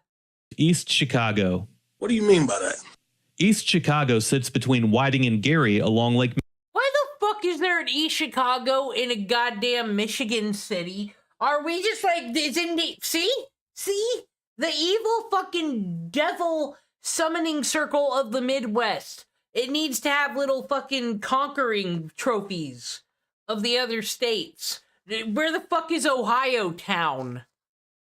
Everyone watch out, we're gonna conquer fucking Wacapanetta. Michigan. Unfortunately, a lot of past industries have polluted the soil here. There is even a Section 8 housing complex built on top of land that was once used for a lead smelting facility. In fact, it was even a And this is why we have zoning rules now. We've improved. Superfund site, so basically, thousands of people were living on top of soil that was heavily polluted with lead particles from 1970 to 2019. Gross. Anyway, the violent crime rate in East Chicago is 886 per 100,000 residents, which is close to 3 times the national average. On the flip side, the property crime rate isn't as bad. It's just slightly over the national average. Additionally, the median household income is extremely low here, and the poverty rate is more than double the national average at 27%. Not good. Not only all of that, but East Chicago is downwind of the BP oil refinery in Whiting, which is notorious for violating the Clean Air Act. It's a massive plant, one of the biggest in the world. In 2023, BP saw a record fine of I see. So it's the fucking Iran of Indiana. $40 million for releasing excessive amounts of toxic chemicals into the environment. With all of that being said, it's hard to see East Chicago making it off of this list or the worst cities in Indiana list anytime soon. Next up is a place that's been rising on the rankings for the most dangerous cities, not only in Indiana, but in the entire country. What is fucking... Okay, what is Jeffersonville? Is that Indianapolis? That's the county Indianapolis is in? Because they be on those A&E shows a lot. The fucking live PD. South Bend? Or did Chad Steel Mills? Okay, there we go. Woo! Number 4 is Indianapolis. Woo! Where Mike Pence's fucking governor mansion, all these fucking losers are. I think this is where the numbers are really gonna start bumping up. Hell yeah, it is. It's only fitting that Indiana's capital city made this list. The best thing about Indianapolis is visiting it for sporting events. The worst thing about Indianapolis? Well, it's living here. How dare... based? Based? There's no reason for the capital to exist, honestly. Like, this sucks. Dare you? Well, maybe not all parts of the city, but definitely certain parts. Indy gets a lot of national praise for its downtown setup for major events. Rightfully so. The city has worked hard to be a good host for such things like Colts games, Pacers games, the NFL Combine. Tonto, why would you come into adulthood, leave Indiana, come back to Indiana, and then go to fuck to South Bend? Who does that? You could have went anywhere. You could have went to Fort Wayne. Big Ten championship events, basketball tournaments, conventions at the convention center, or anything else that downtown Indy might want to host. That being said, if you're in downtown Indy from a crime standpoint, you should be fine. Just avoid being around Mark Sanchez at night. But outside of downtown, a lot of the city is not only... Oh yeah, I'm sorry. You should have went to Peru. Hi, Fillion. What's up? What do you mean? The rugs? I'm sorry, I'm from Indiana. We don't believe in those. It's just, it's illegal. Much like in Asia. Struggling, but crime rates are sky high. The violent crime rate is 986 per 100,000 residents, which is just shy of being 3 times the national average. See, we've made quite a fucking jump. This is what I mean. Indiana motherfuckers who are political hobbyists, as we'll say, honestly have no fucking business judging other states, Minnesota included. If this shit is not addressed, and then you can say it. Fuck Mike Pence, fuck Dan Quayle, fuck any motherfucker that's been a Hoosier, because they got this on their name, don't they? This shit governorship, no one did anything. Why the fuck should they ever be president or vice president? No Hoosiers in the White House, I say. The property crime rate isn't looking good either, at 3,500 per 100,000 residents. The high crime areas of Indianapolis can be found all around the city. It's not just one pocket of the city, it's several pockets of the city. That being said, more and more people in the area are up and leaving for Hamilton County, which is by far and away the fastest growing part of the state. It has the best schools in the state, the best quality of life, the best amenities, really the best everything. Well, hey, really quick, if you enjoyed this video, don't forget to hit like and subscribe. It only takes a second, and it really helps these videos perform better when you do. So, yeah, just do it. Just do it! Thanks. Well, now I'm gonna take that like away.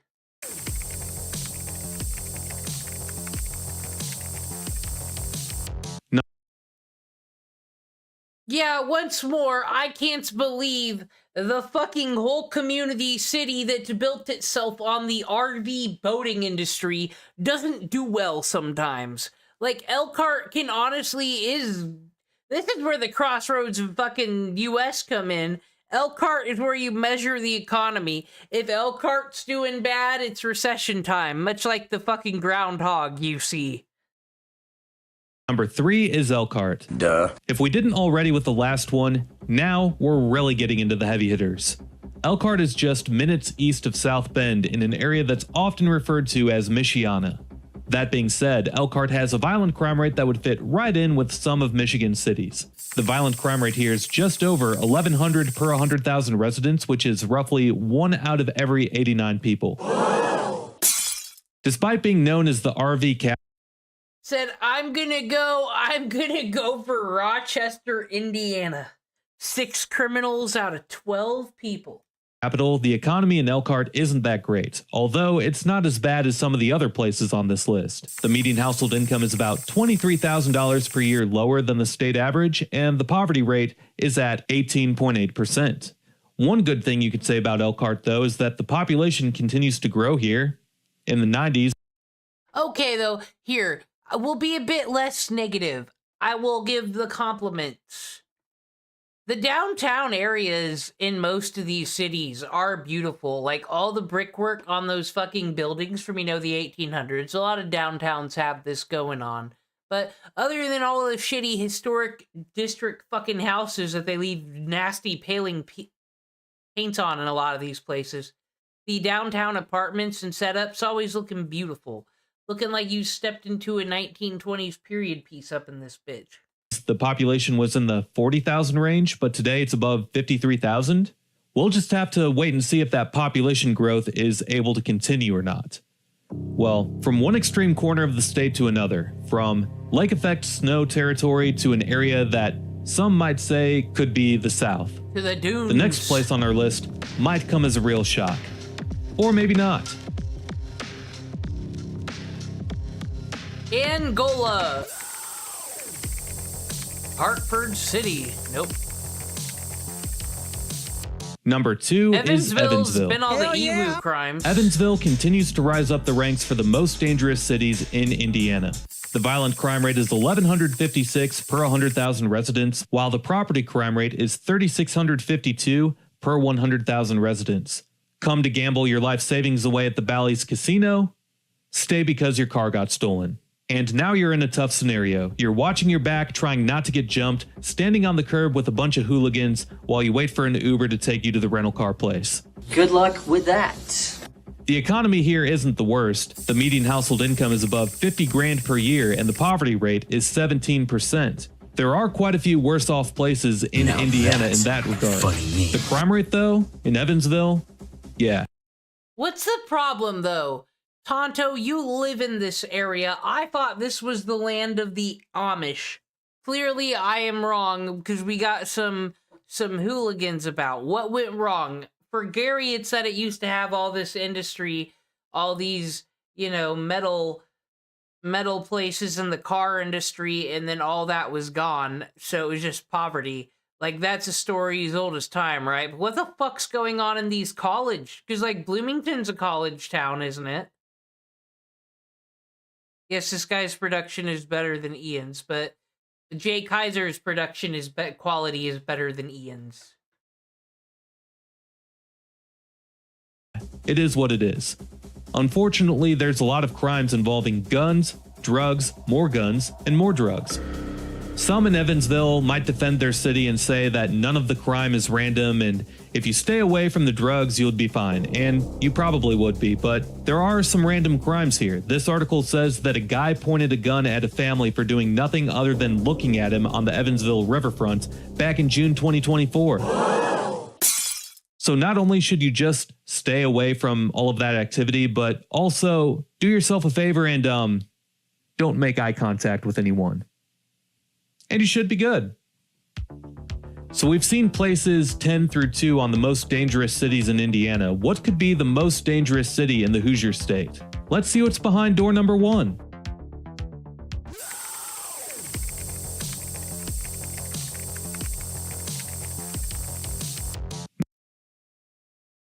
So is this a recent thing? Because I thought like South Bend was where all the elderly lived during my youth. I don't know.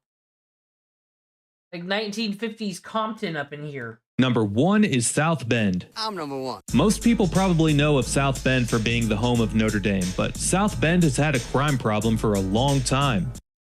Okay, a long time. Where the fuck was Rudy to fix this? The violent crime rate here is about 4 times the national average. The property crime rate? Not so much, but the violent crime rate narrows down to roughly 1 out of every 77 people. Not good. Gee, you think? The economy in South Bend isn't the worst, but it's far from the best. The median household income is about $15,000 per year lower than the national average, and 1 out of every 5 South Bend residents are below the poverty line. Safe to assume that Notre Dame grads aren't sticking around. South Bend has more of a Rust Belt city feel than almost anywhere else in Indiana. And with the crime rates and the poverty rates that it has, you're more likely to see cities like this in Michigan or Ohio. Early on, South Bend relied on the auto industry, Studebaker to be exact, but that brand went defunct a long time ago, and today, there's not nearly as many blue-collar jobs available to support the working class. Look, South Bend might be the most dangerous city. Okay, it sounds like it's been this way for a while. And I thought Pete Buttigieg was your boy. In Indiana. That's who you wanted to be president, you told me. But if it were in Michigan, Ohio, Illinois with those crime rates, it wouldn't be the most dangerous. Maybe in Kentucky, but it's in Indiana, and it's in the top spot. Honorable mentions for this list are cities that find themselves coming in and out of the list. Unless we forget, Queen Kamala said, and I quote, in her book that she's trying to sell instead of a survival kit for the apocalypse, by the way, selling a fucking book. She said if Pete Buttigieg had been her vice fucking president running mate, she totally would have won, you know, but you all were the cowards. You all were homophobic, and that's why we're in this predicament right now. Thanks, you guys. Year after year, places like Anderson, Muncie, Michigan City, and Kokomo. Well, there you have it. Those are the 10 most dangerous places in Indiana. Some of the places on this list even surprised me. Let me know what you think down in the comments. Meanwhile, Indiana actually has some neighboring states that have way more dangerous places than the Hoosier state. Okay, I was proven wrong. It's not that bad. We were the murder capital of the world. Am I wrong?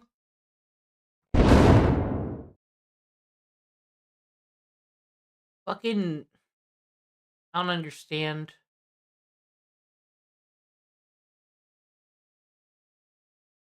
There was,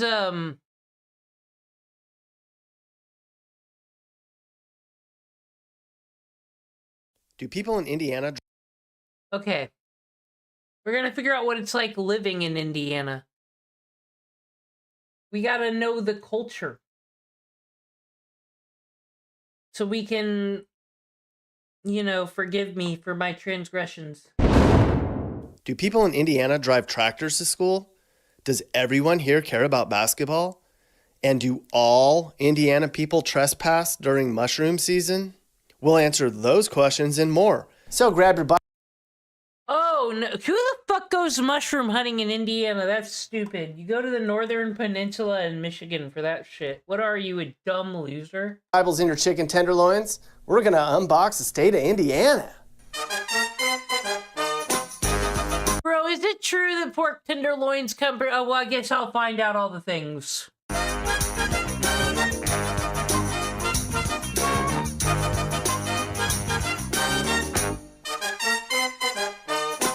Okay, great opening, right? Time for a wholesome video, aren't we hype? Dude, there's a Michigan asylum that's... Oh, that looks so cool. Anyway.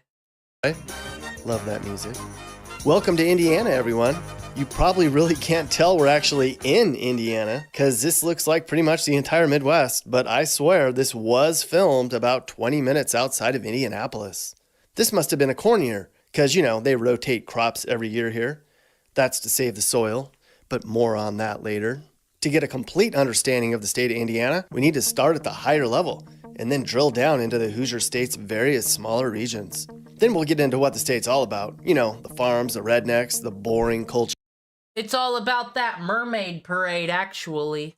It's actually not very exciting here at all, but we'll make this entertaining. I don't think we have any locales, though, really. I don't think really. Promise. I mean, I did live here for about 5 years of my life, so I kind of know what I'm talking about. We'll begin in the northwest part of the state, work our way around, and then come to the middle part, where most of the people live. This part of the state is called NWI, or Northwest Indiana. This area right here is Gary and its surrounding suburbs. Now, Gary might just be the most destitute place in the entire Midwest. It's ghetto, really dangerous, and just not a happy place. Factories here closed ages ago, and the leftover crumbling downtown area is very Detroit-esque. The neighborhoods are run down and practically abandoned in many areas. The city's tearing down a bunch of these homes to try to clean the place up, but they can't keep up. To try to get people to move here, you can buy a home here for $1. But the catch is you have to live here for a long time. Hey, I know where we can move the studios of G4. The G stands for Gary. It's the true. $1, guys. I don't want to hear no fucking socialist bitching about shit. Hassan Piker could move to Gary, Indiana, and give his house to the Cubans to make up for his ways. Anyways, Gary's glory days are long gone. It's about a half hour from South Chicago, so you could generalize this whole area here from Gary to Michigan City and even all the way up to South Bend and Elkhart. I think they should. I think they should get a Whole Foods in Gary, Indiana. That'll bring the white women. As one big hood. Of course, South Bend is home to the prestigious University of Notre Dame, which forever had the most notable football program in the nation, but they're not very good anymore. However, Actually, though, IU is really good at football now, which is insane, because basketball was IU's thing. No one gave a fuck about their football program. No, I don't know shit about sports, but that's what seems to be going on. Outside of the charming walls of Notre Dame is the rest of South Bend, which is not prestigious or charming. South Bend is poor and dangerous, as is nearby Elkhart, a blue-collar community where they build RVs and other things. Folks work hard here. I mean, at some point, Tonto, don't you just have to accept the way the future's gonna be? And, you know, when society and civilizations were popping up, you would create your town or whatnot around the river, because you can always transport shit. It's a source of water. You got everything going on. You have to live by the river. What is Amazon but the name of a river? I think if they put an Amazon in every single town, every single one of them, and fucking people start having babies again to be future warehouse pickers and receivers, we can, like, recreate civilization and give everyone purpose. Amazon will save us all. Here. Now, an uplifting part of northern Indiana are Gary's south suburbs. Communities like Hammond and Munster are actually pretty decent places. It's clean and safe, and there's quite a few people who commute into Chicago every day. Folks have good jobs, it's affordable, and the schools are good. These are the Indiana kids that graduate and then go to Purdue. This is Lake Michigan. Indiana actually has quite a few nice beaches along the... What? Since when is there nice beaches? This is a sand beach. I only ever saw the dirty rock ones. What the fuck? Lake Michigan shoreline. The most famous beach is likely Indiana Dunes, which has 15 miles of shoreline and some really big sand dunes where people can hike and such. Along the lake, there's some decent neighborhoods. Some are poorer and some are really fancy. It's pretty quiet up here. You can actually see downtown Chicago from Indiana's shoreline. Over here near the Ohio I think Portage is kind of gross, though. That's all. border is pretty much farms, rednecks, Amish people, and the city of Fort Wayne. Fort Wayne has a decent-sized state college. It's almost the perfect size, 250,000 people, which makes it family-friendly. It actually got named as the best place to raise. Dude, Fort Wayne is so good. Oh, we can watch that body cam, actually. Tom Henry The mayor we'll do it another night though, because kind of long.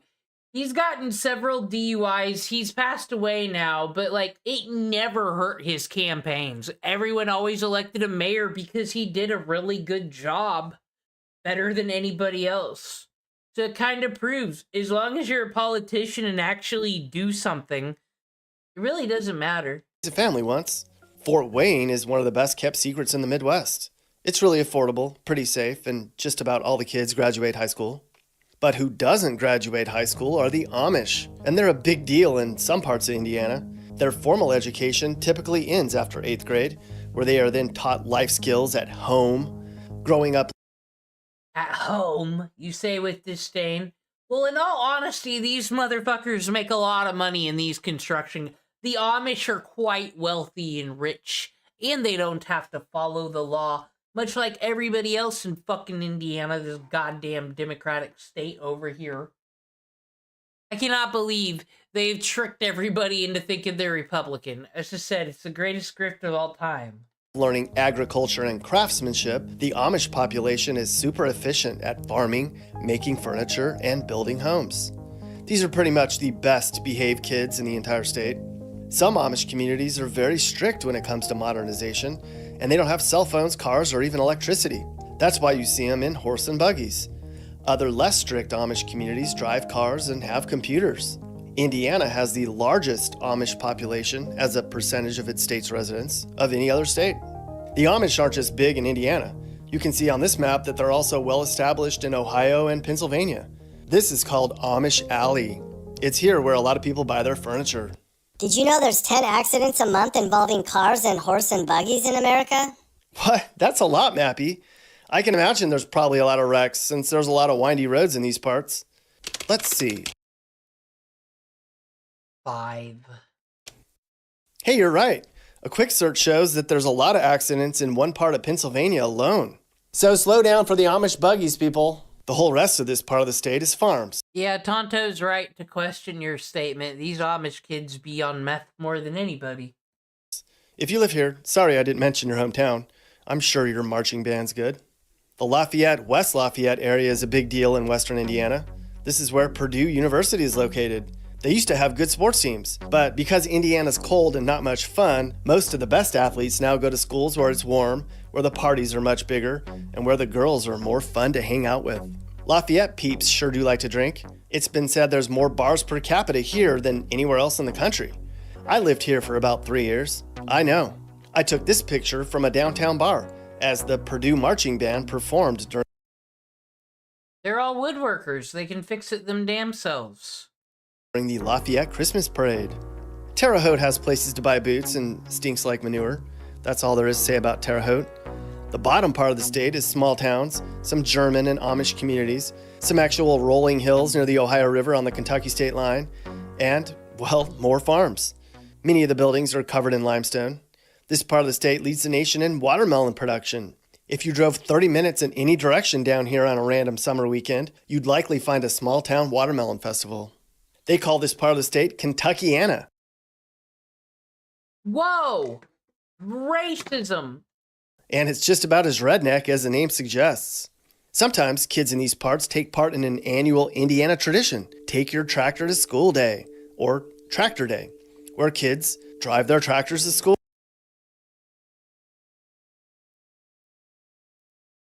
This seems like some Oklahoma-like action. Please get this away. Cool. Sounds lame, but the redneck ladies love it. This usually happens early spring to coincide with Future Farmers of America Week. There are actual kids that don't farm here, though. This is Bloomington, Indiana, home to Indiana University. You know what, though? Those fucking FFA kids make money. They be selling roosters and chickens and shit. That's all we had to do. Or IU, as they call it. Bloomington kids party a lot, and there's bars everywhere here. One time, Princeton University called Indiana University the biggest party school in the nation. IU has a pretty good basketball team and turns out lots of doctors and dentists. This is Guys, this YouTuber just made a controversial statement there. That user Bob Knight The modern day audience wouldn't be into him. You see, when his players didn't do well, he would just grab them by the neck. And that happened, and everybody was like, oh no! But he did win the fucking championship. So, like, it worked. So who would be to complain? Brown County. This is arguably the prettiest part of the state, Indiana's version of Yosemite National Park. There's hiking, shopping, dining, covered bridges, antiquing, and little inns. Indiana is lucky to have it.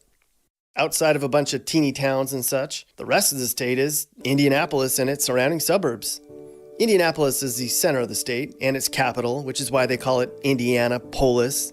Polis means city in Greek. Indianapolis is the 17th largest city in the country at nearly 900,000 people. Who the fuck is this whore? Why the fuck is Indiana's flag like a torch? For what? The torch of what? The fucking Paul Revere, the British is coming? Why? These never get answered. People. It's almost as big as San Francisco and is larger than Denver and Seattle. Indianapolis can be generally broken up into a few various regions. The west side is strip malls and shopping. Indianapolis Speedway is on this side of town, which is a spectacle we'll talk about later. The south side. I don't like the I could debate this, I guess, with the NASCAR users. I don't like the Indy 500. I think the Brickyard's shitty because they have all those buildings in the middle there, so you can't get a clear view of the track. While the one in Dearborn you can see perfectly. There, that's my hot NASCAR complaints from 20 years ago. It is ghetto and home to industrial factories, which are part of the reason Indiana is the most polluted state of all, at least. What fucking liberty? You guys, the roads are shitty. You don't get me. Statistically, the further north you get from downtown, the safer and more pleasant it gets until you get too far north. The communities of Zionsville, Fishers, Carmel, Noblesville, Whitestown, and Westfield are where Indiana's snobs live. These are the wealthy white families where parents... Oh my god, it's true. Everyone I've ever hated from Indiana comes from Fishers or Carmel. Shop at farmers markets and kids work part-time jobs to pay for their own cell phones. So responsible of them. Many families have heated driveways and drive SUVs. Indy, as it's called, has a reputation as being very boring, which is why it still carries the nickname Naptown. This is before they built a fancy new stadium. Tonto, Indiana was voted worst roads in all of the country. And no one should be shocked. It's because none of you pay your fucking speeding tickets. Downtown when Peyton Manning was here. Show up. Once the Colts started winning, things got more exciting here. It's not really fun, but they're trying hard here. I mean, the place hosted the Super Bowl in 2012. There's new apartments springing up all over the downtown area, but they're expensive. There might be too many new apartments now, since vacancy rates are climbing. Fountain Square and Broad Ripple are neighborhoods that are actually stimulating. But downtown proper is mostly built for the convention center crowd, a few chain restaurants and bars, and some shopping. Most of the other areas around Indianapolis aren't worth mentioning. They're a little rough around the edges. Especially Lawrence, which is so bad Live PD spent a whole season there, much of it seemingly in high-speed chases. Of course, Indiana has a lot of farms. It's endless.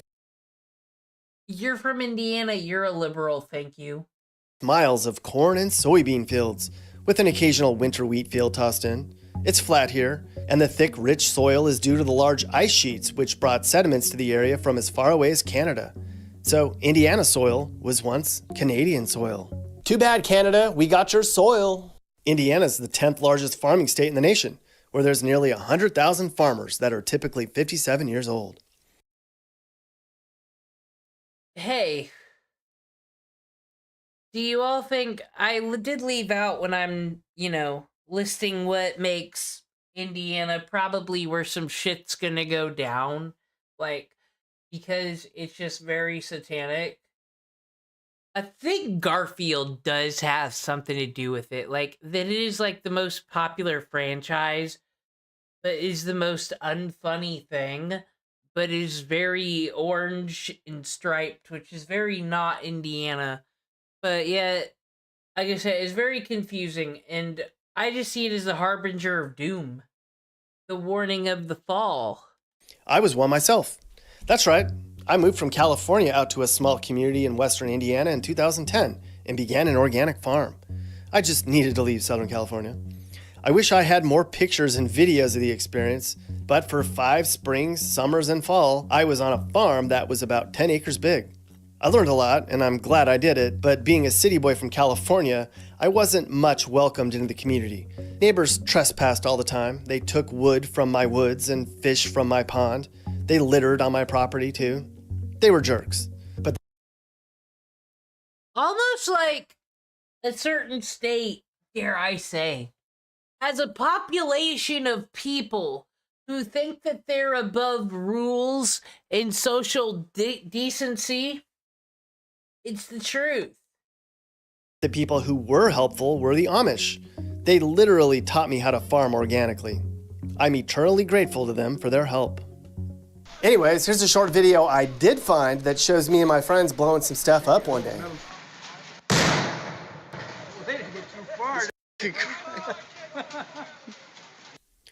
If there's something Indiana folks love, it's morel mushrooms. They go crazy for. Overrated. I've been mushroom hunting. I am aware of the sport. Okay. They're not that good. For 'em. These tasty guys pop up in random places in the woods each April. An Indiana person will risk a broken hip or a bullet in the back to find them. And they'll walk all over your property to get them too. That's because there's not a lot of woods left here. It's all turned to farming. So they just pull over to the side. Are you talking about me? Because like I said, I know the mushroom culture. There are motherfuckers that will risk getting their head shot off. Because it's like, oh man, the mushrooms, the morels have come from the dirt. God has brought them upon us. We must pick them now. And the farmers are like, dude, you get the fuck away from my mushrooms. It's happened. My grandpa has risked his life.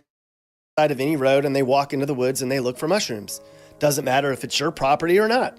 I've seen near fights break out over poached mushrooms. It's not uncommon for people to pull guns on one another over them. But before mushroom season comes, you have to endure months of Indiana's terrible winters. Okay, don't fucking listen to Tonto. I said they're not my favorite because I just don't like mushrooms, period. But you slice them, you fucking wash them, you clean them, and then you bread them and fry them, and they do, but most importantly, you go out there and go fishing and catch some bluegill and cook that with it. They sure are long and cold, but it isn't the snow that breaks you, it's the long stretches of gray sky. You might Don't do that! It's a waste of a morel. It's Indiana, you're talking about brown fucking treasures from the ground. might go 3 weeks in a row of 20 degrees and no sun before you get a couple sunny days.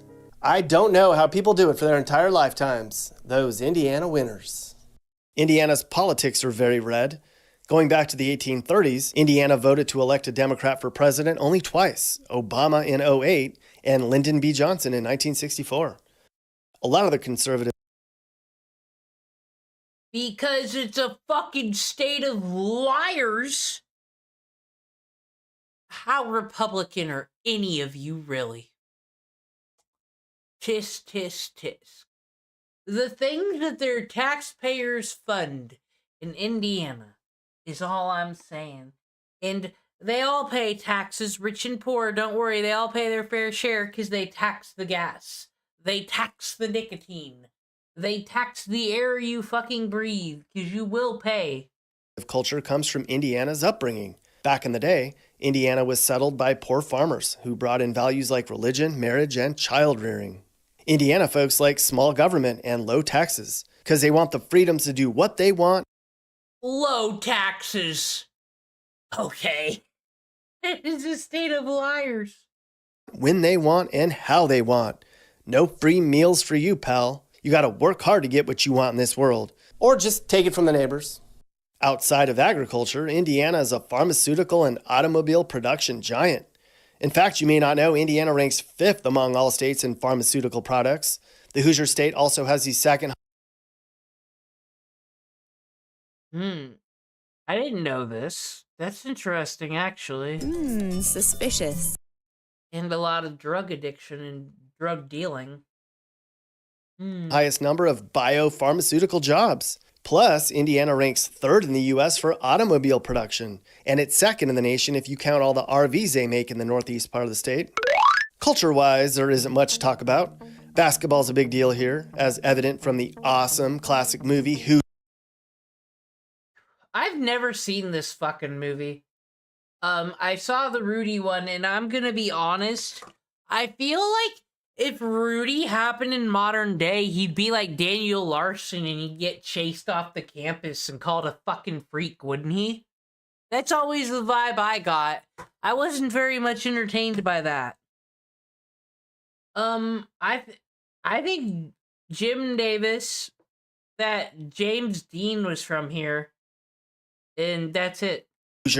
Which tells the story about a small school in a farm town which won the state basketball title in 1951. Basketball was invented in Massachusetts in 1891, but was born in Indiana. Back then, it was a couple peach buckets and Oh, wait a minute. Indiana invented AIDS. a soccer ball. But by the early 1900s, the whole state had basketball fever. So you can't blame folks here for being passionate about Purdue or IU or the Pacers or their local high school teams. It's in their blood. Now, we mentioned the Indianapolis 500 earlier.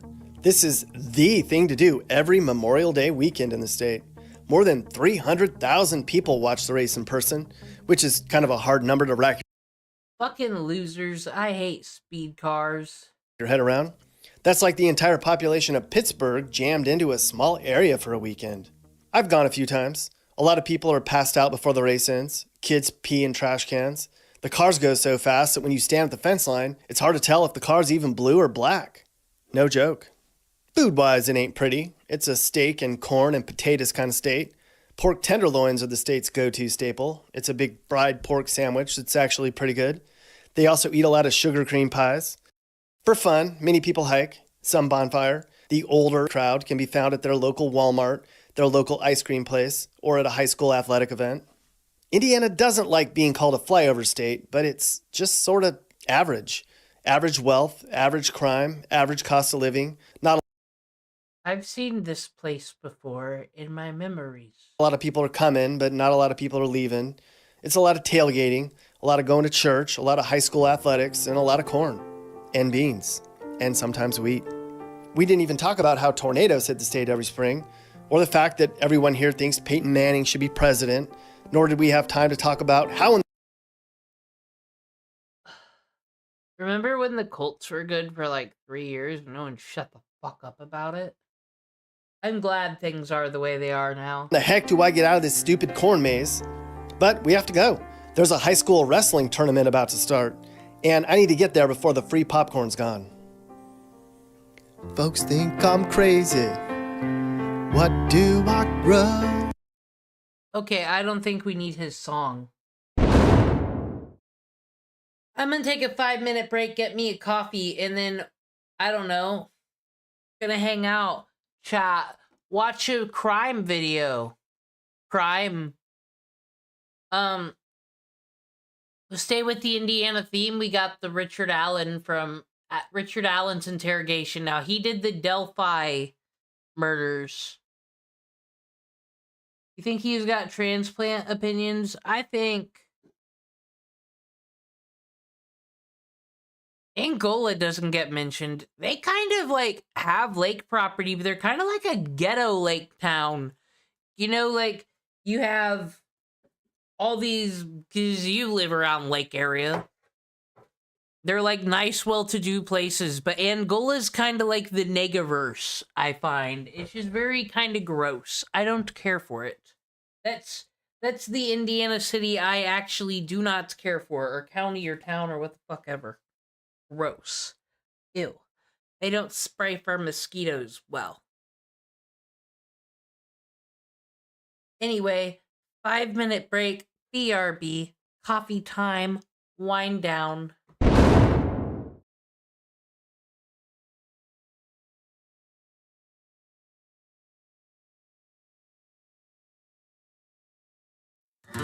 I grew up in an American town. No locks on the doors when we all bedded down to sleep.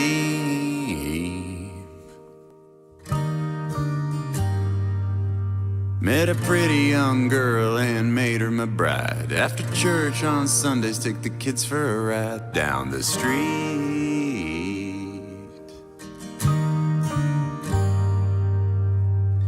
Swimming holes, catching fireflies in jars.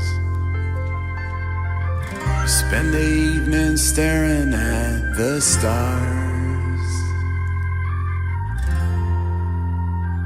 Then the gays got married, and the plant shut down, and the crops dried up everywhere around. And then the gays started kissing, and the state said cool, and they made all the kids be gay in school, because some gays got married. When they announced it on TV, jumped in my truck and slammed reverse. I had to get to my family before the gay could get there first. Hauling ass down the interstate, in my throat I could feel my heart. I didn't know how much time I had before all the orgies would start. And they're grabbing guys like me, and they're pulling us out of our trucks, and they're kissing our lips and nibbling our ears and all sorts of sexy stuff. And they're taking us out to fancy hotels and partying the night away. And they're saying how good we look in their shirt when we wake up the next day. No, I dare not look back to see what's behind.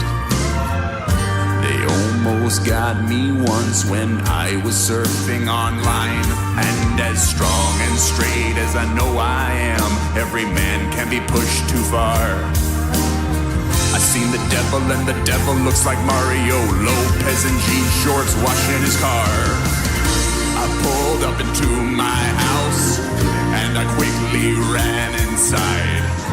I grabbed my lovely spouse, but I felt no love when I looked in her eyes.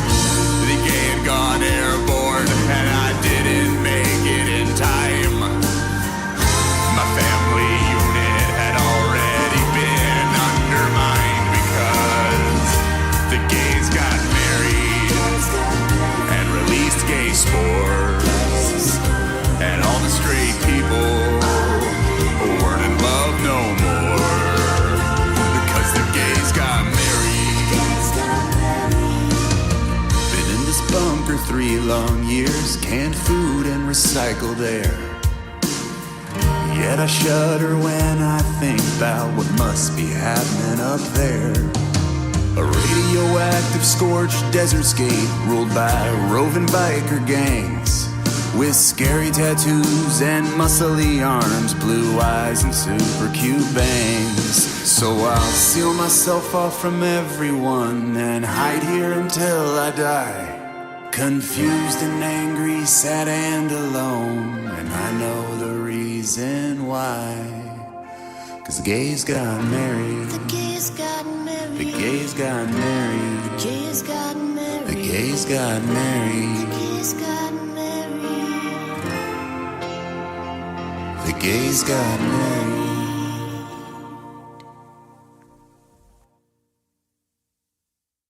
Voices in my head again, trapped in a war inside my own skin. They're pulling me under.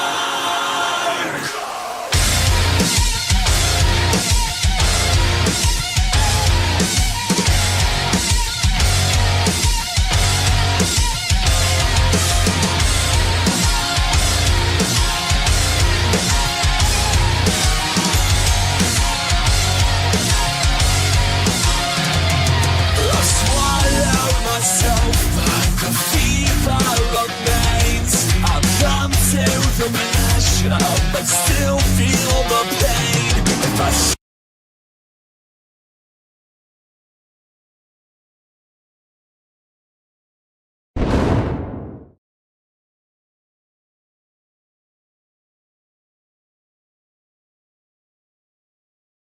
This was the OG Mike Pence, don't you see? This man, Dan Quayle. He's in San Francisco, California. That's where all the crazy people are. Primetime TV has Murphy Brown, a character who supposedly epitomizes today's intelligence. Wait, what? What are you complaining about? It doesn't help matters when primetime TV has Murphy Brown, a character who supposedly epitomizes today's intelligent, highly paid professional woman, mocking the importance of fathers by bearing a child alone and calling it just another lifestyle choice. Now, that's kind of weird. Well, not that stuff right there. But, imagine, if you will, your fucking vice president to motherfucking shitty Bush that no one's gonna care about, who's gonna have fucking a war criminal son. Sorry, not sorry. And this is your big thing. There's TV shows with fatherless behavior, but some could argue if that never happened, then fucking South Bend, Indiana wouldn't have happened. I don't know. I do enjoy a good crime time. Let's look at a crime. This is a good one. I love this crime. I'm gonna put it on, like, 2 speed, though.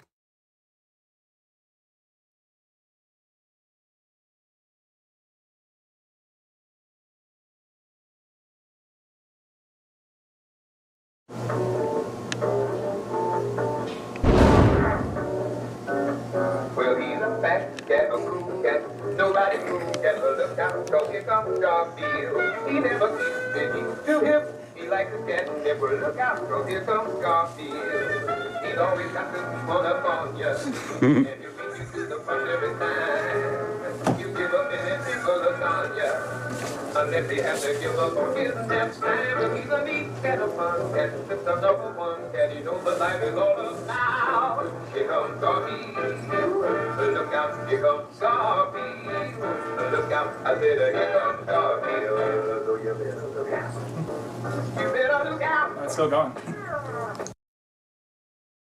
Our boy Quentin Review came to Brazil. By Brazil, I mean the state that has Brazil in it. Have another ride home. Awesome.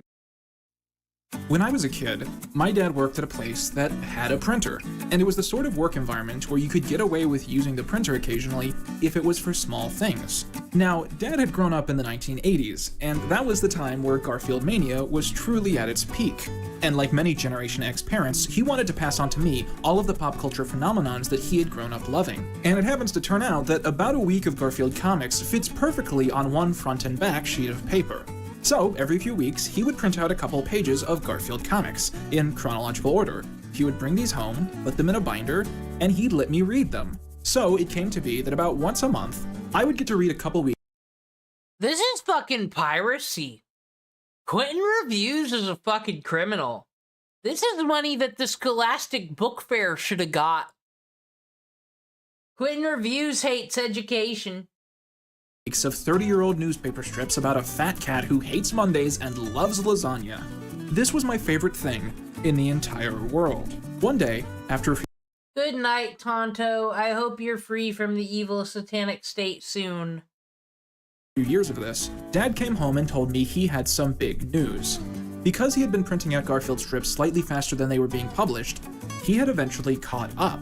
That week, I only had one page of Garfield comics to read. The comics from that very week. I remember feeling this odd swell of pride at the mere thought that I had managed to read every Garfield comic that had ever been printed. I wondered for a moment if anyone else on the planet could make such a claim, of being so dedicated or so lucky that they hadn't missed a single panel of the series in its 30-year run. Could you imagine being so fucking lucky to have never missed a comic of Garfield? Gag me with a spoon, as they used to say. As an adult, my bond with Garfield is sort of complicated. For many years, when I would be around friends and they would joke about how lame he is or how unfunny the comic is, I would laugh along and joke about how silly it is that I used to be so obsessed with the character. But when I go to the thrift store and I see a Garfield plush on the shelf that I've never recognized before, it fills me with a level of euphoria that can only be described as totally authentic. Yeah, indeed, Quentin Reviews is a fucking user. This is the thing I liked when I was a kid. It makes me feel good, so I still love it. Now let me tell you about iCarly. I never understood this channel. Authentic. And so, when I sat down earlier this year and decided that I wanted a break from YouTube, and that a vacation or two might be in order, I realized the most on-brand thing to do would be to find a way to have a vacation dedicated entirely to Garfield. Now, if you're looking to plan your very own Garfield vacation, there are a couple interesting options which you might consider looking into. In Idaho, there's a theme park called Silverwood, which has adopted Garfield as its mascot and main walk-around character. Meanwhile, in Pennsylvania, you'll find a completely different seasonal theme park named Kennywood, which features a Splash Mountain-like dark ride named Garfield Never Mind It's Gone. You could swing by Toronto or London, Canada and get a mouthful of Garfield-themed pizza and lasagna, alongside the famed Garfuccino. Or if you're willing to venture even further and wait for traveling overseas to become a good idea again, you could hit up Six Flags China in a couple years, which is prompting to open its own Garfield dark ride, which will feature a series of impressive animatronics recently unveiled at a popular amusement parks convention. But seeking... God, okay. Now, I ain't no Disney adult. If I were to go to Disney World again, it would be because I have kids to take them, right? That's how it goes. But I kind of want to... I like the one in Shanghai. I watch all the YouTube videos going on the rides on those. Because, you know, did you know that you could just go on the rides for free if you watch a YouTube video of it? That's what I do when I get blazed enough. And here one is. Shanghai, they got like the fucking cutting edge shit in their Pirates of the Caribbean ride. Oh my gosh. It's like the movies. To take a Garfield vacation, and choosing any of these options, at least to me, would feel a little bit inauthentic. Garfield is a brand that decidedly has a concrete history and background that one has the chance to explore, and choosing to instead seek out attractions in Canada or China or Idaho would be depriving oneself of the true culture that can be found elsewhere. So instead of doing any of those things, I chose to take a trip to Indiana, the Garfield Holy Land. Now, full disclosure, did I really take this trip entirely to get away from work? Yes and no. In reality, I came here looking for answers about the greatest uncovered pages in Garfield history. Indiana was the place where Jim Davis grew up, where he found his passion as an artist, and I discovered that by looking in the right places, I could discover stories untold about the evolution of his work. So this video is going to be a documentation of this trip I took, and indeed my best guide on how to take a Garfield vacation. But it's also going to have a historical element, and will basically be switching back and forth between discussing previously lost Davis history and showing the many wonders you can discover if you know where to look. Now, there was one group who ended up making this trip ultimately possible, and that was my Patreon supporters.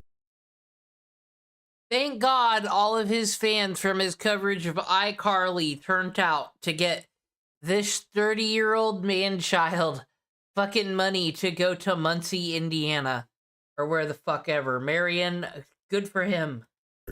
Doing this trip was actually a Patreon stretch goal that we managed to reach quite a while ago. And basically all of the costs of this project I was able to pay because of that secondary support. I don't know if you guys know this, but AdSense is terrible this year.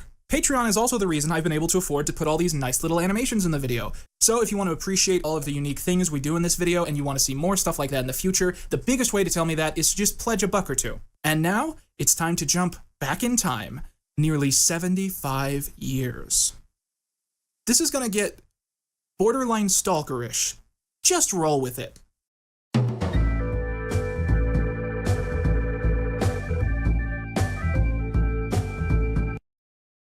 It's mini Gary, Indiana. It's like trash. Everyone there is on meth and there's no jobs. If you drive to the small community of Fairmount, Indiana, you might spot a sign welcoming you to the town, although sadly, I missed this when I visited. It reads, Fairmount, where cool was born, and features images of the town's two greatest idols, James Dean and Garfield the cat. Fairmount is indeed where James Dean was born and raised, and this has led townsfolk in the last 70 years to seek out archiving and displaying every relic of his upbringing that they can find.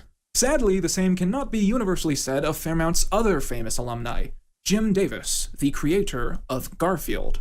James Robert Davis was born in 1945, shortly before the end of the Second World War. He was named after his father, James William Davis, who was named after his father, James Garfield Davis, who was named after the assassinated president, James A. Garfield. Although his parents were farmers, he was often sick during his childhood and thus rarely could help out on the homestead. Instead, he developed a passion for drawing, inspired by magazines such as Ripley's Believe It or Not, and while his earliest work was sketchy, to say the least. By the time he had entered Fairmount High School in the 1960s, he had become well known as an advanced student of art, or in other words, the artsy kid. The caption below his photo in his class yearbook aptly predicts, "If this lad develops his artistic skill, his drawings will take care of any big bill." Now, Fairmount was a small town and was apparently very invested in the activities of their local high school, which means that the town's adult newspaper had a regular section recapping any and all events in the lives of their students. I literally know what 17-year-old Jim Davis did for his Christmas vacation. This is really weird and a little bit... Aw, dude. Quentin, while being a stalker, does not approve of this stalker from 60 years in the past. Bootstrap paradox, am I right? Sad, but mostly useful for historical purposes. It's because of all of this that we know that Jim Davis joined his journalism class at the start of his senior year, and began working as an editor on his school newspaper, which was titled The Breeze. But only a few months after he joined the class, he apparently was promoted to a special position on the staff, as this clipping from December 1962 explains. Jim Davis, advanced art student and member of the journalism class, is going to prepare a cartoon for the remaining breezes this year. The main characters in his cartoon will be Herbie, a freshman. Jim says he is an example of a typical greenie. Herman will represent the seniors. Jim plans to be an art teacher in the future. That's right. The first ongoing newspaper strip Jim ever created or worked on was something he did for his school newspaper. 5 months after this mystery comic was announced, Jim graduated with honors, and since The Breeze was a weekly newspaper, this means that there were likely just under 20 issues featuring this cartoon. Now, trying to find any of these comics was a daunting task, because the school we're talking about here literally collapsed in on itself almost a decade ago. I contacted numerous people in Fairmount and was eventually able to find out that the town's museum was aware of some collection of these newspapers. I mean, said they have 2 celebrities from there. I guess James Dean is just so much fucking cooler than anybody else that... Let's not bother to keep the original Jim Davis comics or nothing. From what I understood, these were literally physical copies of the newspapers sitting around in some old boxes. Sadly, to their disappointment and mine, these archives suddenly stopped after the end of the war, meaning that we have 0 issues to show for this discovery. I don't even know what the strip's title is, because the article we mentioned before fails to mention it. I'm just gonna start calling it Lil Folk. That's not taken, right? Miraculously, though, we still have some material from this series, as Jim was also asked to contribute art to his class's senior yearbook. And it seems like he essentially reused the cast of his comic for this project. This one-panel cartoon, one of 2 appearing below the senior Wills pages, is the earliest comic strip we have created by Jim Davis. And to my Playboy son, whom I promised to mention in my will, hi there, Gary. I find the art style used in this yearbook to be odd but interesting, in that it looks more like a Bones fan comic than something created by the guy who would later invent Garfield the cat. Although this brief sketch of a cat sitting on a fence with a flower pot flying towards it is very much something foreshadowing his later work.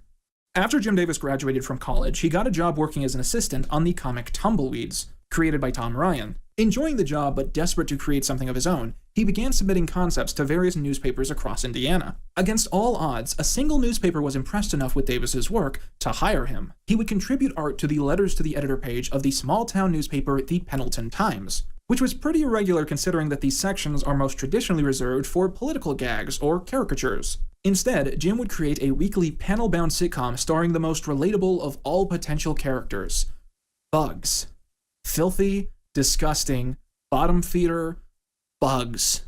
Jim Davis has often talked about Norm Nat in interviews or in anniversary collections, and it's always been something that stood out to me. Remember, I was the kid who found pride in the idea of having read every Garfield comic on the planet. The idea that there was this whole range of comics that no one had seen for decades, it fascinated and pissed me off in equal amounts, even from the youngest of ages. But things took a turn for the more extreme last year, when, while trying to find copies of any NormNat comics I could for a short film I was making, a librarian in Pendleton revealed to me a second comic series Jim had created which I had never heard of. Titled simply John, the series began in 1976 and featured prototype versions of all of the Garfield cast, all written and drawn in ways that I had never seen before. I had told myself 10 or 15 years ago that I had read every Garfield comic ever published, and years later I was finding out that Jim Davis had turned me into a liar. This was the deciding factor that made this trip inevitable. I had to set things right. I had to find the lost Jim Davis collection. How can we fucking trust this user? It's been 5 years since this video, I know, but like... This man, how is he gonna cover the fucking Hannah Montana anniversary with fucking these lies? And I had to do it while convincing myself that it wasn't work because I was definitely supposed to be on vacation at this point. And thus, with the full backing and inspiration of my glorious Patreon supporters, I took the voyage to the small town of Pendleton, Indiana.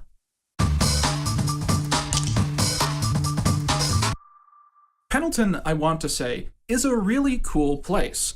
I went in fully expecting it to be abandoned and run down, the kind of place that might remarket itself as the birthplace of Garfield. No offense, Fairmount. But instead, it was a pretty comfortably developed community. It looked and felt just like my hometown, except when I'm so glad that this fucking shitty boy, this fucking great world traveler has come down to Whittle, Indiana, and it's like, oh wow, I thought it was gonna be a third world country where people lived in fucking teepees still. My god, there's businesses here. How quaint. Oh.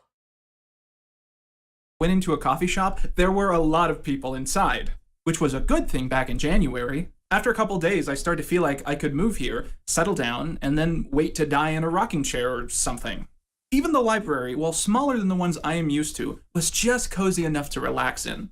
After entering, I quickly met up with the librarian who had helped me find the few comics we had uncovered in 2019. In the original video, I didn't give her, any credit, really. And the reason I did this is because I was really worried that if I even said her profession out loud, Garfield fans around the world would start harassing her en masse, trying to get her to release the rest of the lost comics. Archiving these comics is very tedious and long work, and I didn't want her to get flooded with fans asking her to do said work for them. But it should be clarified that if it wasn't for her and America's beautiful network of libraries, none of this would have ever happened. Thanks to Indiana's archival program of the 1980s, the Pendleton Community Library owns copies of almost every issue of their local newspaper dating back to the early 1900s, all saved on microfilm. Microfilm is a little bit of an outdated technology. It's not a sexy way of looking through these newspapers, but it had a lot of positives in the end. Being able to mess with the film reader myself meant that I could expand the resolution as much as I wanted, and because of that, I immediately started printing the comics to fit the entire page. And thus, I sat like this for almost 2 days, scanning every comic I could.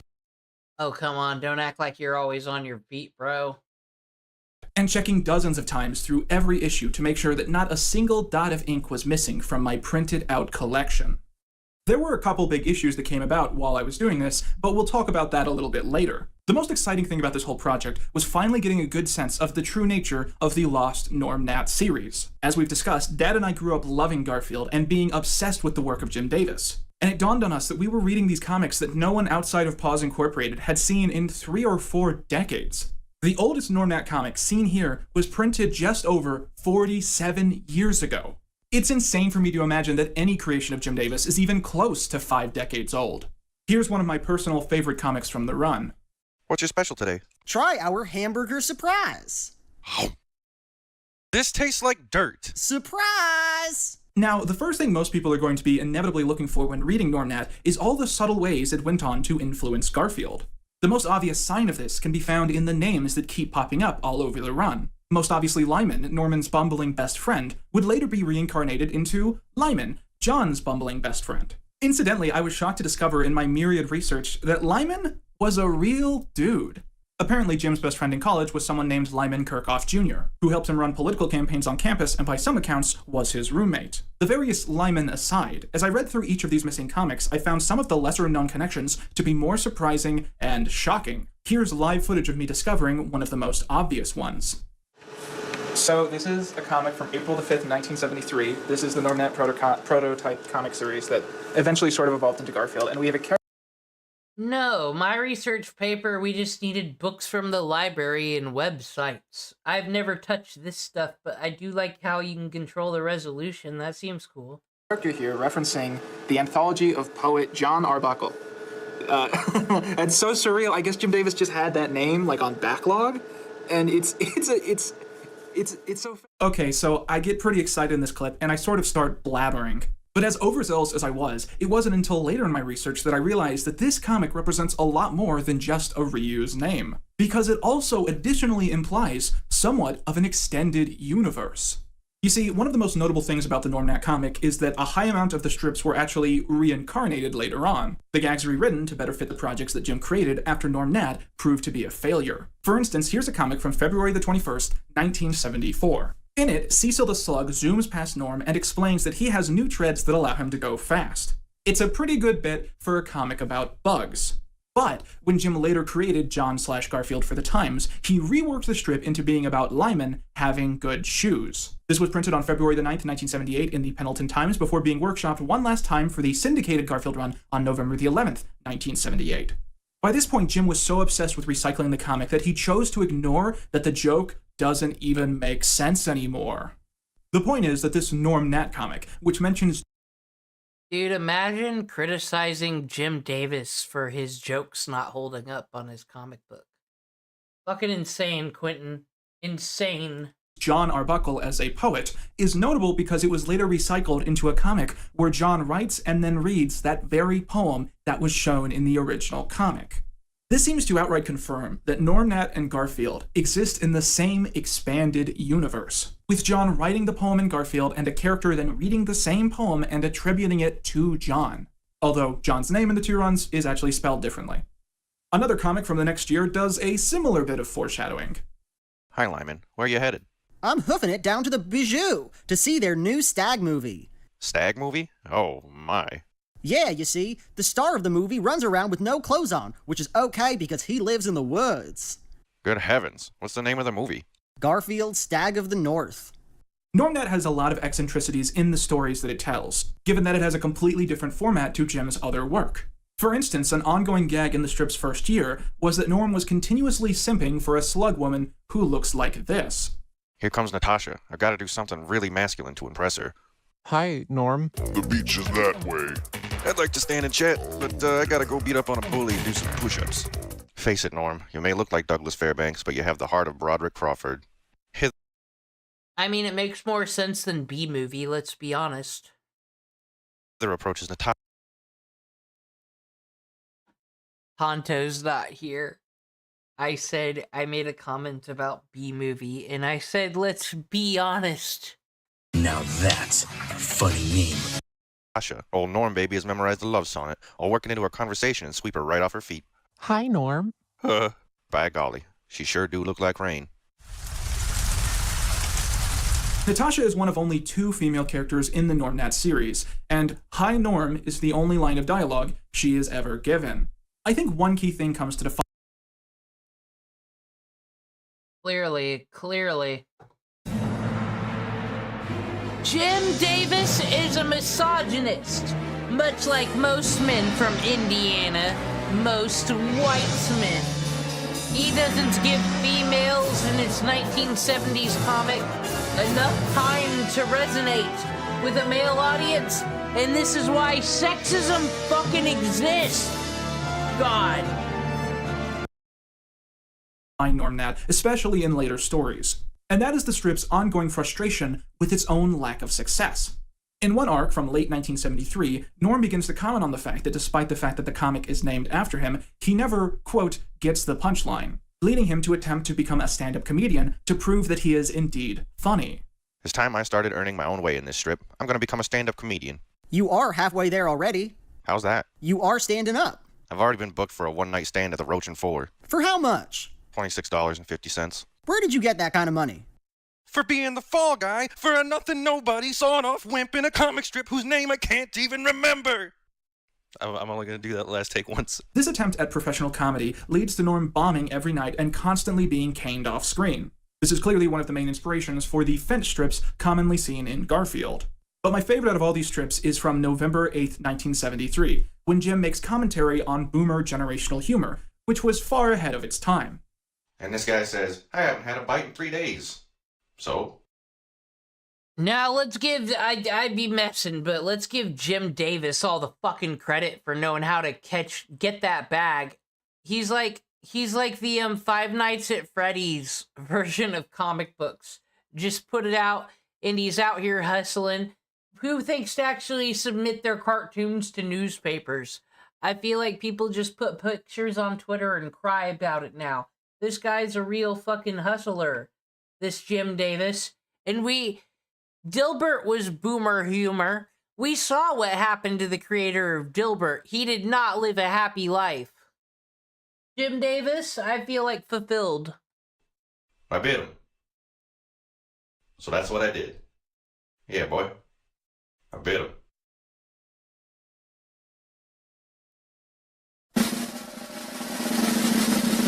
Take my wife, please!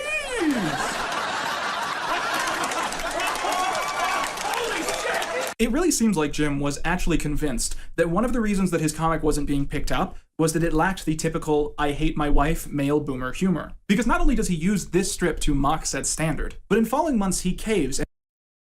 Well, I think I talked about this during the Dilbert thing, but I played the Eminem song White America that's played during my BRB a few times. Eminem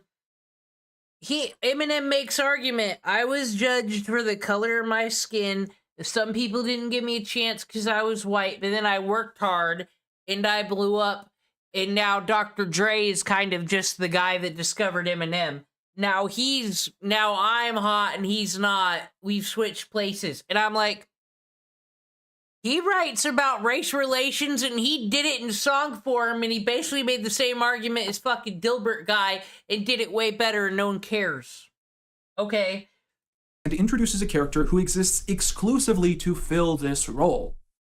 Hi, Drac. Save the niceties. This is my wife, Vench. She wants to be in your strip. As I see it, I could lend this tacky strip a little class. How do you feel about me being a sex symbol? Well, I'm dry, repulsed, and nauseated for starters. This is Normnat's other female character. You don't love me anymore, do you? That's assuming I ever loved you. Why? Take a peek in the mirror sometime, vampire face. Your looks would scare the fuzz off a fully worm. Sometimes I wonder after all these years how I've managed to maintain my warm sense of humor. My favorite unique thing this comic does is that it actually features Jim Davis himself as one of the recurring characters. Norm is often seen speaking into the sky at Jim, and this usually ends with Jim threatening to erase him with an oversized pencil if he ever steps out of line. It's fitting that the real Jim Davis has claimed for decades that he killed Norm off despite this not being the case, because it's clear in the narrative that Jim has been trying to do this for several years. Normnat is one of those things that I can barely bring myself to judge. To me, it's not good, it's not bad, it just is. It's a really interesting series to read through, not just because of what it came before, but also because of the incredible detail and creativity that was clearly put into so much of it. Even if it didn't always work perfectly, you can tell that there's a lot of love put into every single panel. Here's a fun anecdote about this strip I think you guys will like. When we found all of these comics last year, one of the first things that my librarian friend did was write a letter to Paws Incorporated asking if they had a better scan of the final strip, where Norm waves goodbye to the audience and thanks them for everything. She argued that it might be nice for the community to have something like that on display. Jim quickly wrote back, saying that they did not have such a thing to send, but he instead sent back a hand-drawn recreation, now featuring Garfield, as drawn by Jim himself. And that drawing now hangs behind the front desk of the library, as a lasting representation of the importance that Pendleton had to the development of the Garfield comic. She also gave me a copy, which I promptly hung on my set because it's pretty damn cool. So the next page in the history of Jim's work is obviously the moment that he created Garfield the cat. And we're going to get into that in a tiny little bit. But first, I want to talk about the lasting impact Garfield has had on the state of Indiana. And that's why we're here. What power does it hold over the peoples? Do the Amish even know that this orange cat exists? By discussing the few odd touristy things you can do if you happen to be in the area.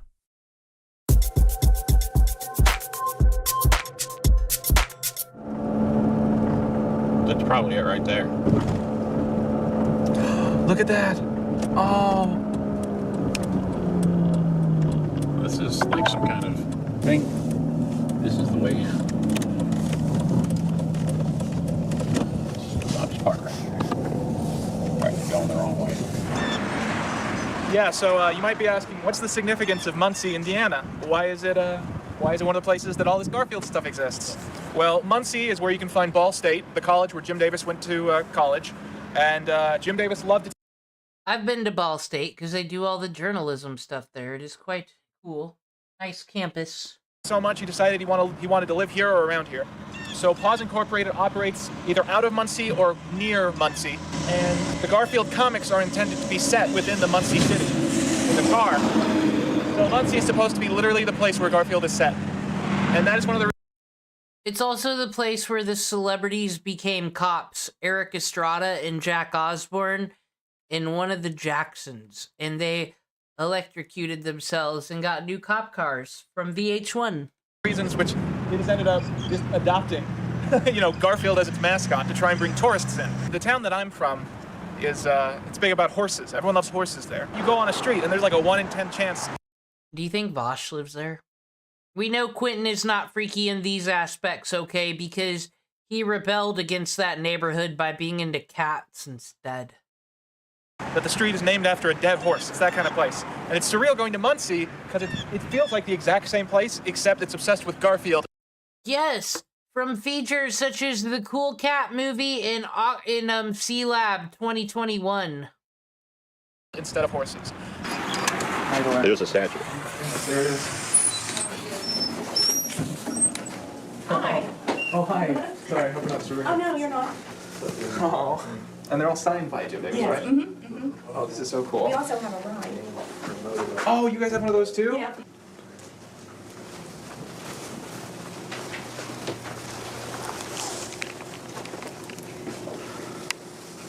Bury me here.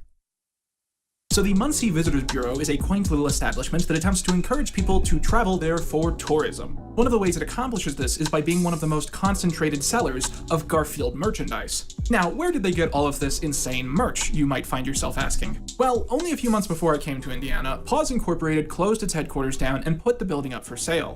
I happened to visit during this brief period where it hadn't been sold yet, so I felt somewhat comfortable stopping by and vlogging a little bit.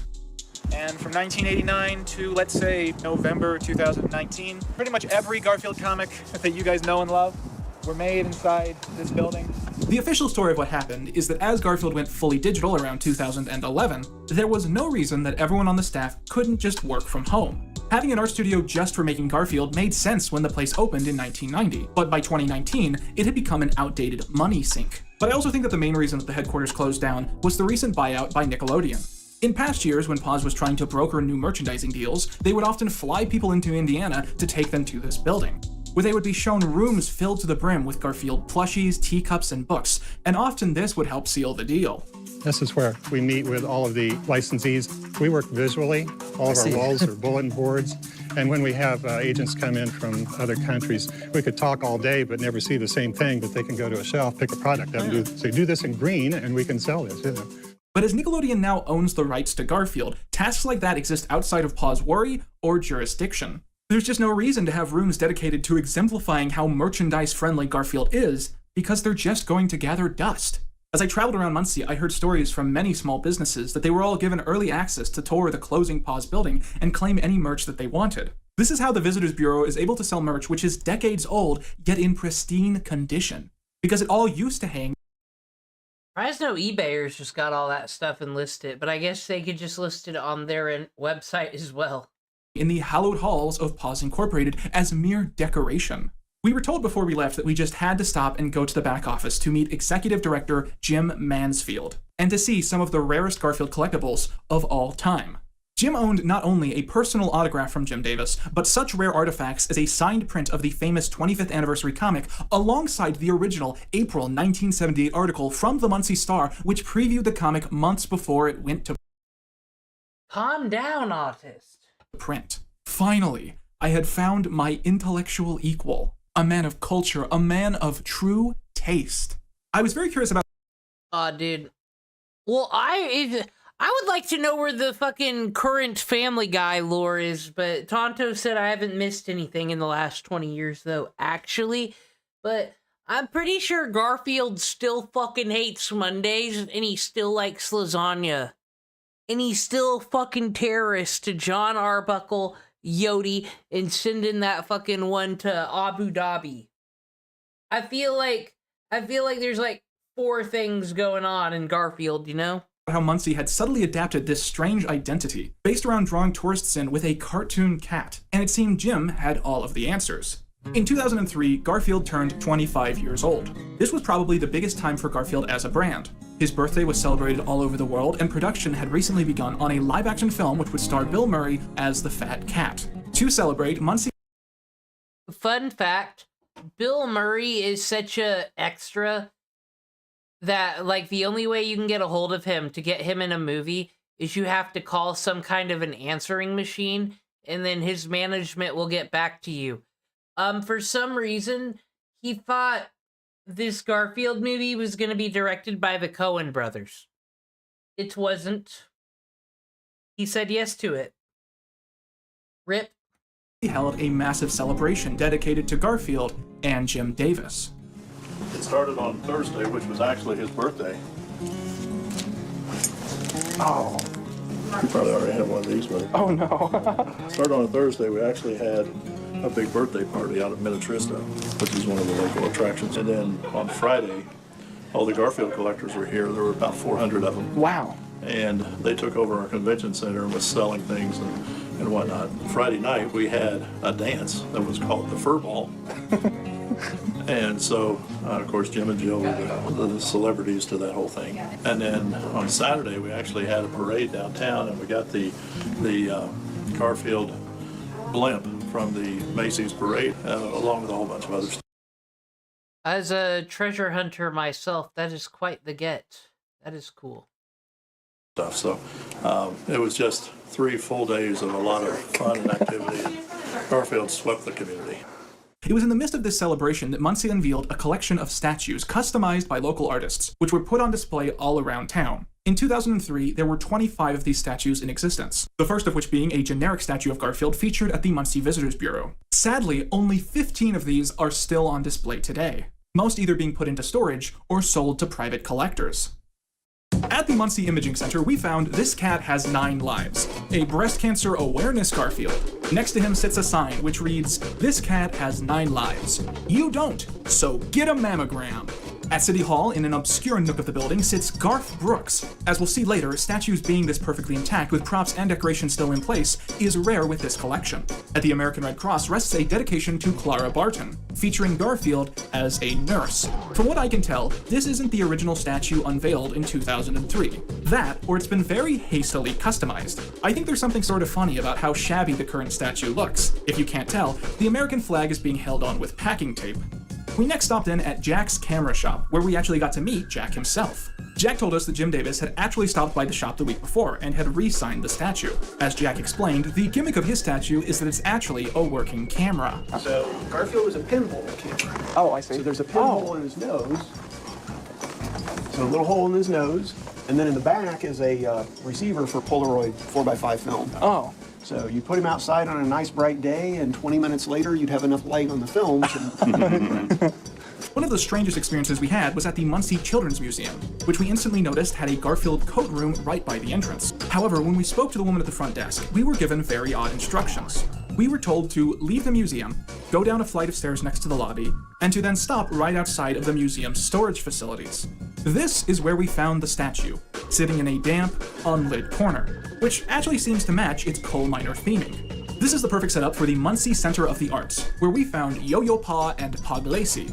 In every place we visited, there seemed to be some local who had something to say about these statues. And here, an employee explained to us that because these 2 statues had been around hyperactive, playful children for 17 years, they had lost most of their defining aspects. They used to be a lot more decorated, but we're a center for the arts with kids. Yeah. They just beat the crap out of them. This one had a really neat little tutu on because he's Pagliacci the clown. And he had a clown hat. And see what I mean about these Hoosiers and how fucking unruly they are?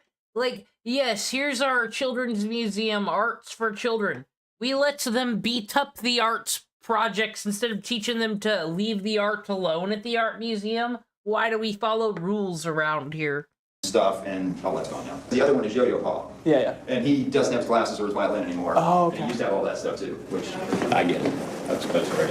While we were there, the employee insisted that we had to be shown the uppermost floor. Unsure of what he wanted to show us, we followed him blindly until the situation was suddenly illuminated. And that's how Quentin Reviews got addicted to meth. What a shame. For us. This was the Blue Lodge room where the men met. Oh, wow. Yeah. That's gorgeous. This is something you expect to see in D.C.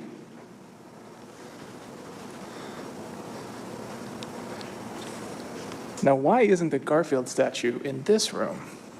At the local county building, we found Life, Liberty, and the Pursuit of Smoke-Free Air, which is a very 2003 title to a very 2003 statue. This Garfield supports American interventionism in the Middle East. We next arrived at the Orchard Shop at Minnetristo, which was closed for renovation. However, when the Does that Garfield still support it?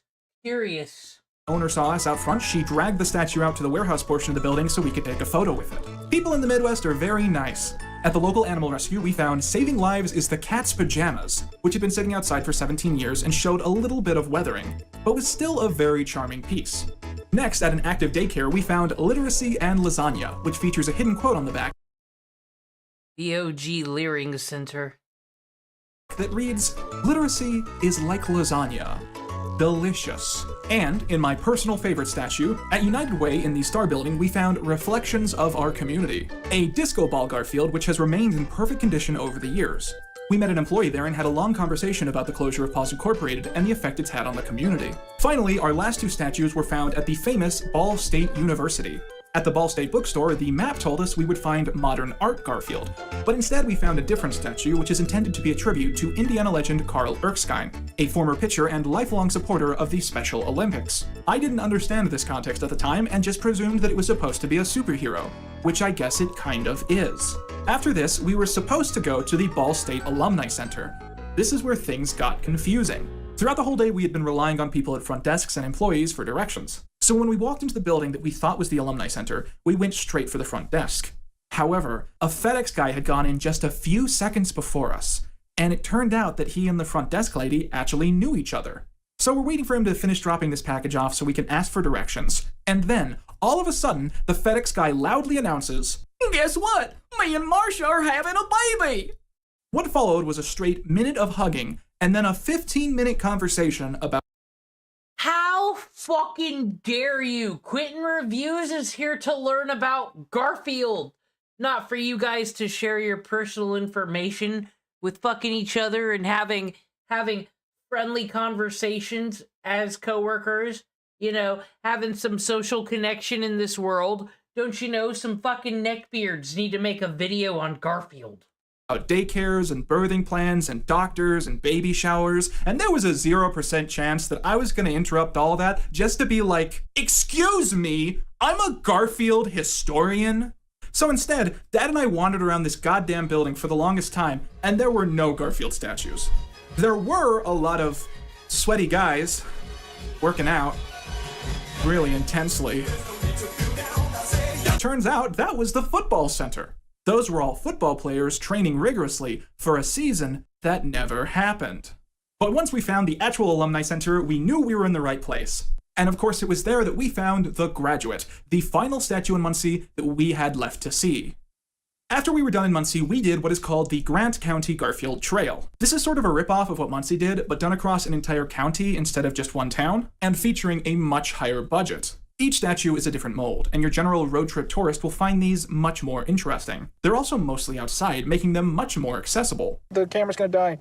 Look at that ice cream Garf. I feel like I've bored you guys with this section, so let's go through the rest of these really quickly. Pause for Thought in Marion, Indiana. Cool Cat in Fairmount, Indiana. Gone Fishing Garfield in Matthews, Indiana. Scream for Ice Cream in Upland, Indiana. A Worldly Cat at the Van Buren Public Library. Glassblower Garfield in Gas City, Indiana. British Soldier Garfield in Gas City, Indiana. Firefighter Garfield in Jonesboro, Indiana. Dr. Garfield in Marion, Indiana. Fit for Life Garfield in Marion, Indiana. Bookworm Garfield at the Marion Public Library and Museum. College Bound Garfield in Sweetser, Indiana. And Speed King Garfield in Swayze, Indiana. Well, there. You know how Marion's doing. They got Garfields indeed. Would you believe that there are Garfield statues in Indiana that I missed somehow? There's a golf-themed Garfield carved out of wood, which is featured at a golf club that was closed by the time we got there. And there are 2 statues of Garfield and Odie outside of the Indiana Farmers Coliseum. I'm starting to think every Indiana business secretly has their own Garfield statue, and they're just really badly documented. Okay, with the biggest of biggest tangents out of the way. Hot take, tourists don't fucking come to Indiana, Quentin. And no one cares about Garfield when they live there. I don't think anyone in Upland, Van Buren, fucking Gas City actually give a fuck. Jim Davis is world famous, but no one in Muncie cares. Let's jump back into figuring out the lost history of this iconic orange cat, as we talk about the myriad issues I found when trying to archive his lost adventures.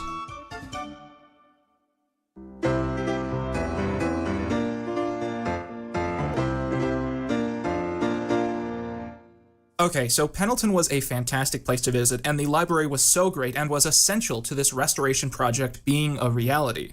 However, I quickly realized that there were faults to going through these comics the way that I was. The most obvious being that this process included variables which could lead to whole extra layers of quality loss. I was printing these comics out of an old machine, sometimes fidgeting with the toner levels to try and perfect the line art quality, and then when I got home, I scanned these printed out pages into my laptop. Think of it like this. Imagine if the Garfield comics my dad printed out from his work computer were the only copies that existed of those strips today. Obviously, this couldn't be the most ideal way to save these strips. The straw that broke the camel's back for me was the final year of NormNat Comics. Now, for those of you who saw the original video I did, you might remember that many of the comics I showed featured lines going through the artwork, which I presumed to just be a side effect of the microfilm process. However, I was shocked to discover when actually scrolling through the 1975 reel that said lines passed in between every single page, obviously indicating that what I was looking at was damage on the microfilm, which must have occurred in the 30 years since the reel was made. This was so bad in some issues that comics like this one proved to be impossible to restore or even read. The additional detail that one issue of the John comic was entirely missing led to the conclusion that we needed to dig a little bit deeper. And so we traveled to the glorious city of Indianapolis. Visiting Indianapolis, first of all, meant that we could also stop by Garfield Park, where I held a small meetup, which actually turned out to be pretty big considering everything.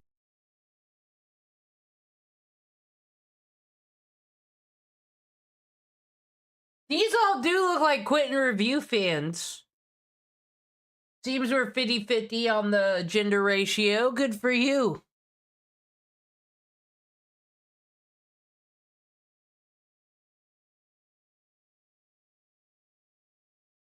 Everybody here and everyone's Catholicism. I don't know what is going on with this group of unbelievers. Everyone's been touched by the Lord lately. What's going on? Is it because of moments like this? Because we need to fight the fucking devil from Indiana? It was here that I discovered that my core demographic is apparently girls with pink hair. This person brought me fan art of Garfield as Mecha-Kara. They called it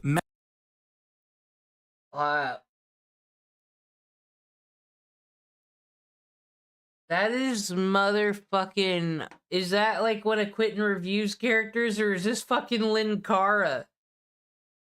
But you gave it to Quentin. What? Mecha-Garfa.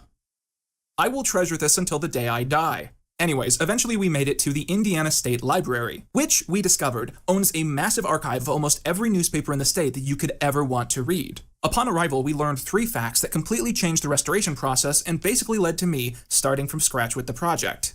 The first, that the library's copies of the Pendleton Times were in such good condition that the microfilm reels could have been printed yesterday. The second, that many of the reels featured addendums which included better scans of numerous issues and the missing comic that wasn't at the Pendleton Times. It's not even funny. And the third, that the Indiana State Library has a series of digital scanners free to use which allowed me to scan the comics and save them digitally to a flash drive.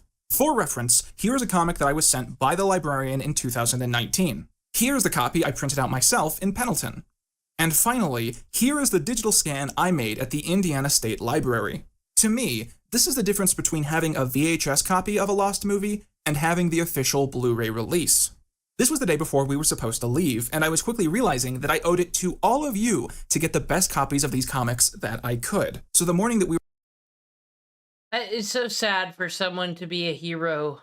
The hero of Indiana isn't even from Indiana. He's from Quinton Land. were supposed to be driving home, I came back to the library at 9 a.m. and tried my best to save 5 years of comics history in the 7 hours before the library closed. While I was doing this, Dad ended up wandering around the library and looking around at all the exhibits. In doing this wandering, he eventually discovered something quite funny to us. About 100 steps from where we were working sat a small children's exhibit dedicated to Indiana writers. The main features being Garfield and Clifford the Big Red Dog.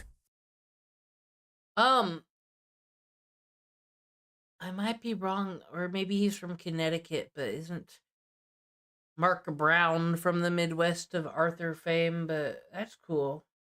I didn't know Clifford was from this hood. A whole 1-minute walk from where this unknown archive of Garfield history had been kept for decades, we could stop and visit a historical depiction of Garfield's origins which ignored those very archives completely. And right outside of this sat yet another Garfield statue. This is actually the best Garfield statue I saw because it's the only one that's roughly to scale. If Garfield was real and we hung out, this is what we would look like. But even more interestingly, right now, If only Garfield was real, I'd show him a great time. next to all of that was another small Indiana-based exhibit which featured a collection of vintage Garfield collectibles. And among that group was a piece of paper which described the history of the Garfield comic. That description included details which were not generally known until I made my video last year. It was really surreal to think that my video had caused such an impact that Garfield's history had literally been rewritten in a museum. I've never taken these dumb videos to have that kind of importance or outreach, and this made me really motivated to keep this project going. Anyways, we're pretty damn deep into this video at this point. I've probably wasted about 40 minutes of your time by now, so let's finally do what we all came here to accomplish. Ladies and gentlemen, I present the pipe strip.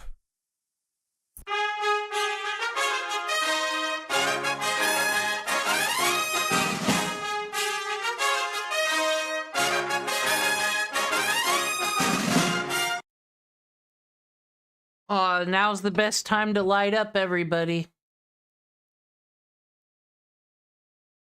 The body pillow, indeed. All hail the pipe.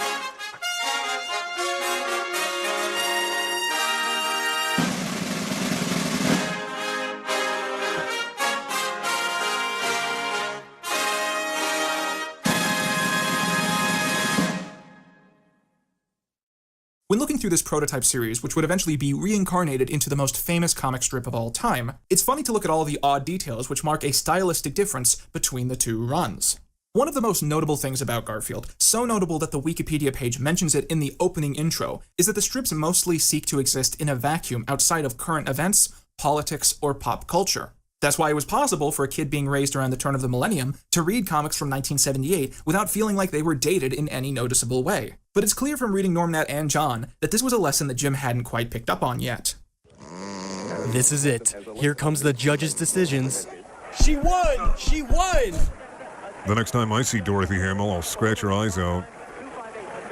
Garfield, I don't know who that is. Many of these strips are based around Jim putting in references to things that he has seen on TV and movies he's seen and stuff like that. John and Garfield fawn over Farrah Fawcett and Annette Funicello, women who are dead and have been dead for years. And some of these comics definitely happen to age a lot less well than others. These Olympics are great. I'm hungry. Looks like they're holding up the 100-meter dash, folks. Up until John Arbuckle feeds his cat, Garfield. Thanks, OJ.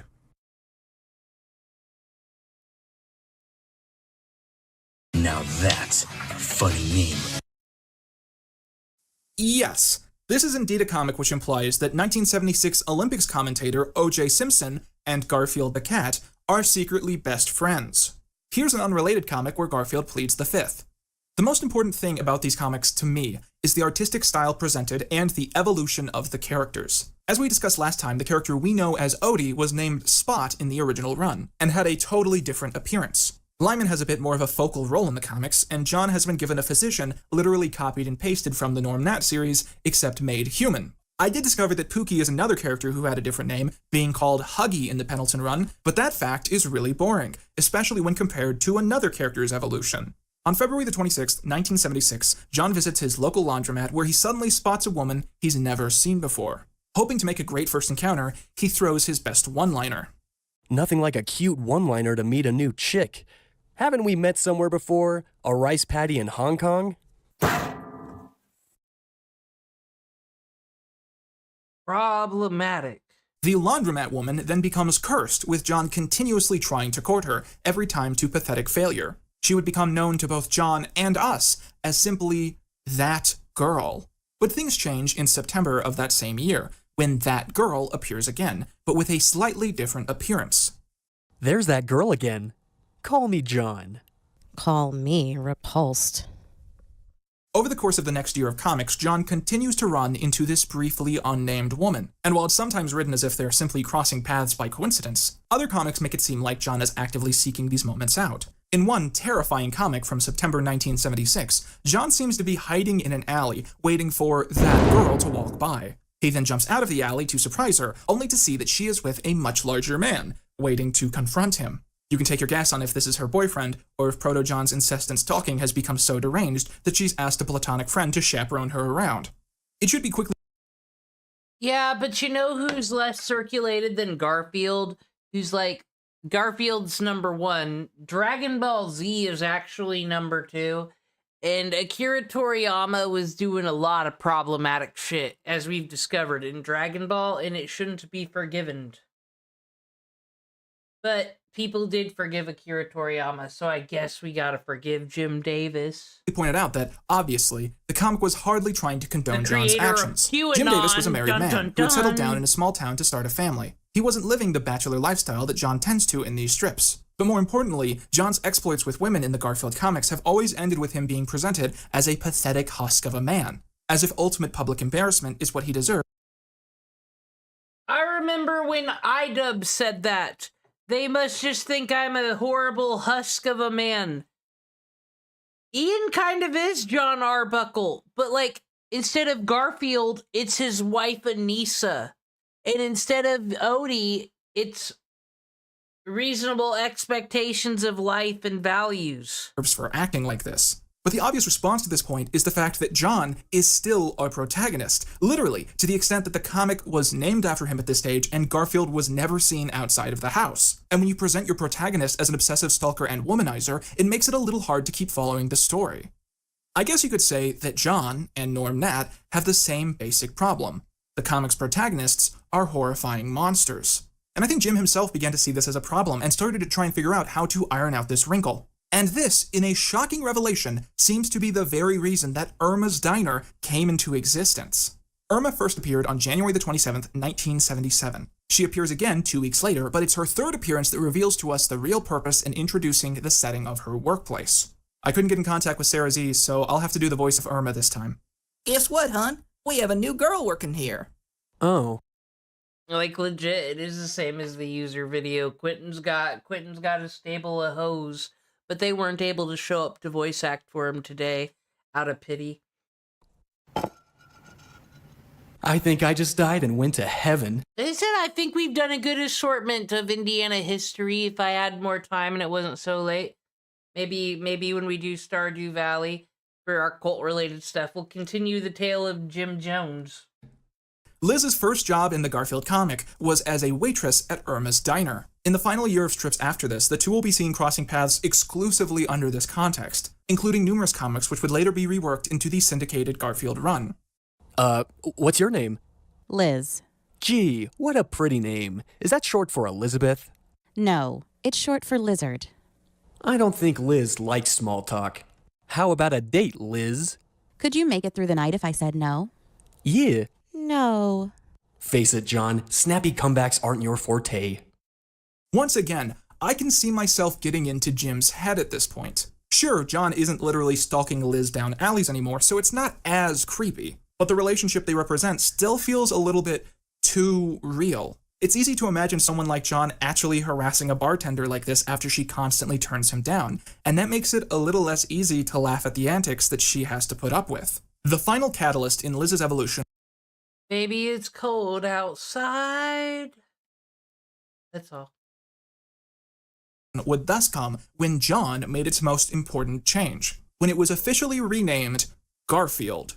This change apparently came at the suggestion of Tom Ryan, who pointed out to Jim that if Garfield was going to get all of the best lines and was going to be the focus of strip after strip, then he was probably the true star. And this one simple change altered almost every aspect of the narrative. If this comic was going to be entirely about the cat from this point forwards, then why did half of the comics feature John going about his day without Garfield? Did every comic now have to feature Garfield? And if that was the case, how would John and Liz's relationship ever be represented? When Jim Davis first previewed Garfield in the Muncie Star, 1 month after the comic left the Pendleton Times, Liz had completed her transformation and was illustrated in an all-white veterinarian uniform. Liz had swiftly moved from lowly bartender to established, successful professional. Insert AOC joke here. Jim had, entirely by accident, made a female character who was actually relatable and three-dimensional. I won't. And you know, it's weird. I've never once noticed that in the mainstream Garfield run, Irma and Liz pretty much wear the exact same uniform, simply colored in differently. And it turns out, this is because they both used to work at the same diner, before they were split up for the 1978 reboot. While Liz working at the vet was probably done as an excuse to have Garfield be witness to John's antics, it also added this level of ridiculousness that made the joke land a little better. The idea of John sulking around the house and patiently waiting for Garfield to get sick, just so he can rush to this clinic and get shot down in increasingly embarrassing ways, is a lot funnier than him stalking the same woman down an alley and harassing her while she's trying to tend bar. One thing is phenomenally clear when one finally is able to read this collection of unseen comics. If it wasn't for this short, 2-year run, Garfield as we know it would not exist. These strips represent Garfield as we know it wouldn't exist. Shows fucking Garfield without Garfield from Tumblr. A version of the comic that needed to be workshopped for sure, but Pendleton, Indiana gave Jim the chance to do just that. I came to Indiana for just 5 days, but in those 5 days I had managed to successfully save pages in comic history which no one had seen in over 45 years, alongside seeing exactly the legacy that Garfield continues to have on this community to this very moment. But there was one last thing that I desperately needed to see, something that would continue to nag at my subconscious if I didn't take, at least, the slightest little peek.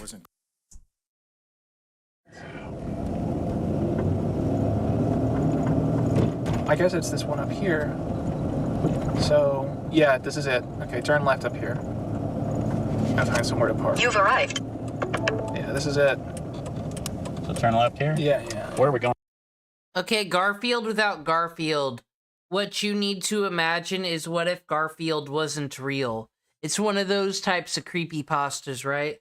Like, well, actually, Garfield just does not exist. Jim lives alone and is talking to himself, and then it's fucking hilarious because his life's pathetic. And then you realize, even if Garfield's here, this is kind of pathetic because he's talking to an animal that can't respond to him. Not exactly. There's some kind of humor there. Just park along the side. It's the street itself. Oh, okay. That's valuable to me.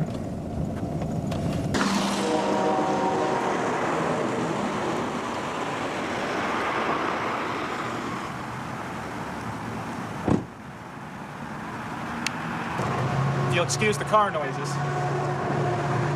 Earlier in this video, I teased that Muncie is supposed to be the town where Garfield is set. Well, a piece of information, a little nugget about Garfield lore, is that the Garfield home, its address in one of the comics, is listed as 711 Maple Street. And this is Maple Street in Muncie, Indiana. So as stupid as it is, theoretically, if Garfield was real, and if Garfield actually took place in the real world, it would take place on this street, Maple Street in Muncie, Indiana.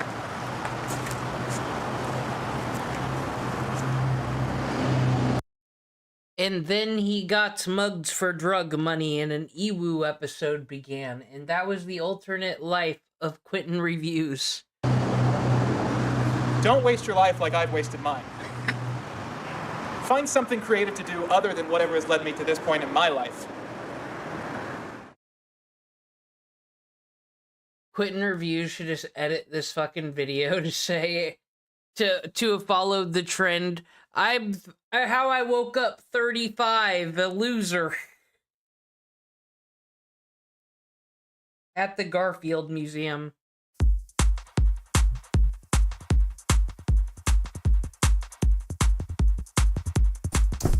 Okay, so it's been a couple months since most of the recording.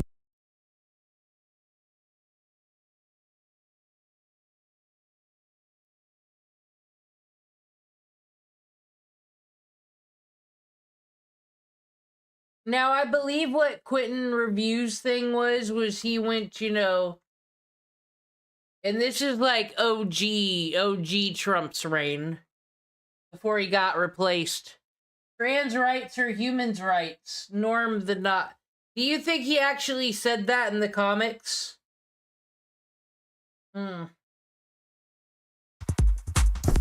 Okay, so it's been a couple months since most of Who said they don't have human rights anyways? That's quite rude.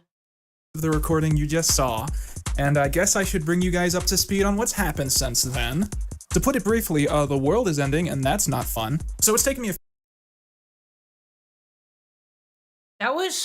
This video is 5 years old, fucking goalpost mover. What's ending now? few months to properly go through all of the comics that I got in Indiana and really restore them to the extent that they deserve. Much of my time has been dedicated to going through the physical and the digital scans and deciding which look better on specific. There's the 1977 movie Dog's Day Afternoon where it's either John Travolta or Al Pacino, one of them, fucking robs a bank so they can get money for their lover to get a sex change. No big deal. That thing that they will pay for in Indiana. It's so LGBT friendly. You could have wore this shirt there, you coward. They would have agreed with you. They would have, well, they wouldn't have said so in public, but they do. Specific dates, and much to my surprise, there were a lot of them where the printed out copies were superior, but I usually ended up going with the digital scans on most of the dates that I ended up going through. It's probably not accurate to say that it's actually taken me 6 months to do that task, but more that it's taken me 6 months to find time to do that task, because as a YouTuber, I'm an insanely I would say Indiana's actual biggest celebrity is Reggie Miller. busy man, as you can probably tell by all the content I've been getting out since then. So the description of this video is going to be insane. It's going to be kind of hard to navigate. Well, also, you have Gen Con, which is the mecca of D&D, because Gary Gygax, while he lived in Indiana, invented that shit. So I just want to go through it really quickly at the end of this video, so we all know what we're looking at here. I decided to make the first link in the description a link to the NAACP Defense Fund, because right now in America, there's just a lot of injustice going on, and it's been pissing me off. And it's kind of been hard to work on this video, knowing that this is all. I'm just sorry to take it seriously. At least it's a real organization instead of someone's fucking GoFundMe. So let me give him credit for that, because that's a fucking high bar nowadays. This sounds super pretentious, but it's important to me. Alright, we were fighting, and I think we have body cams now, and everything's awesome. Thank you, Quentin. You did it. Happening. So I just want to encourage you guys to donate and try and help innocent people get the help they need. I expect this video to be a little evergreen. People might find themselves watching it in a year or two. If that's the case, it got solved! Body cams. We're on to immigrants now, Quentin. I still stand by this endorsement. I want you guys to support these guys. You know, injustice doesn't go away just because it's not trending on Twitter, and I think it's important that we help out people who are in situations where they don't have help right now. I mean, they do fight injustice. That is what they do. You give them the money, and supposedly, you know, they'll go fight actual discrimination and racism. Like I said, we will give Quentin the W for this. I have not seen anybody else tell us to donate our money to the NAACP. I got it. Okay, so that one's really serious. The rest of this is just YouTube-y stuff. There's gonna be a tonal shift. I'm sorry, it's just what's gonna happen. The next link goes to my Twitter. I'm trying to reach a personal goal of 69,000 followers this year, and every click-through helps. Oh, well, now you're fucking lame. Lame. Alright, 4:02 a.m. It feels like I just started. It feels like I haven't done enough. I've gotten spoiled on these 10-hour streams. But anyway, my plan is... I'm gonna do the Stardew thing now that I have a beautiful controller that I tested, and it works. It works. I can do it.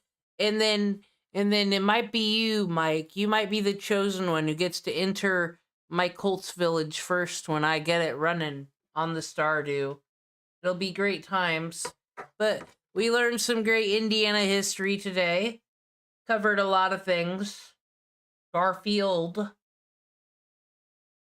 South Bend is terrible.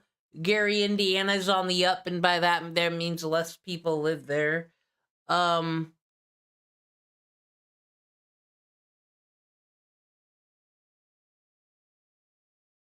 Yeah. Fingers crossed. Video game sesh next, then we're gonna do some actual RPG Maker art stuff again. Maybe, like, because we're gonna try to create, like, a sprite character, so it's still RPG Maker related. Fate Stay Night, Metaphor, now that I have a controller that works. A lot of fun things coming up, and the usual. But we got our rants on a user, and by that I mean Indiana done. Thank you for joining me. Good night. I'll message everybody I owe messages to tomorrow. How about that? I'm going Betty. Bye. Night, night.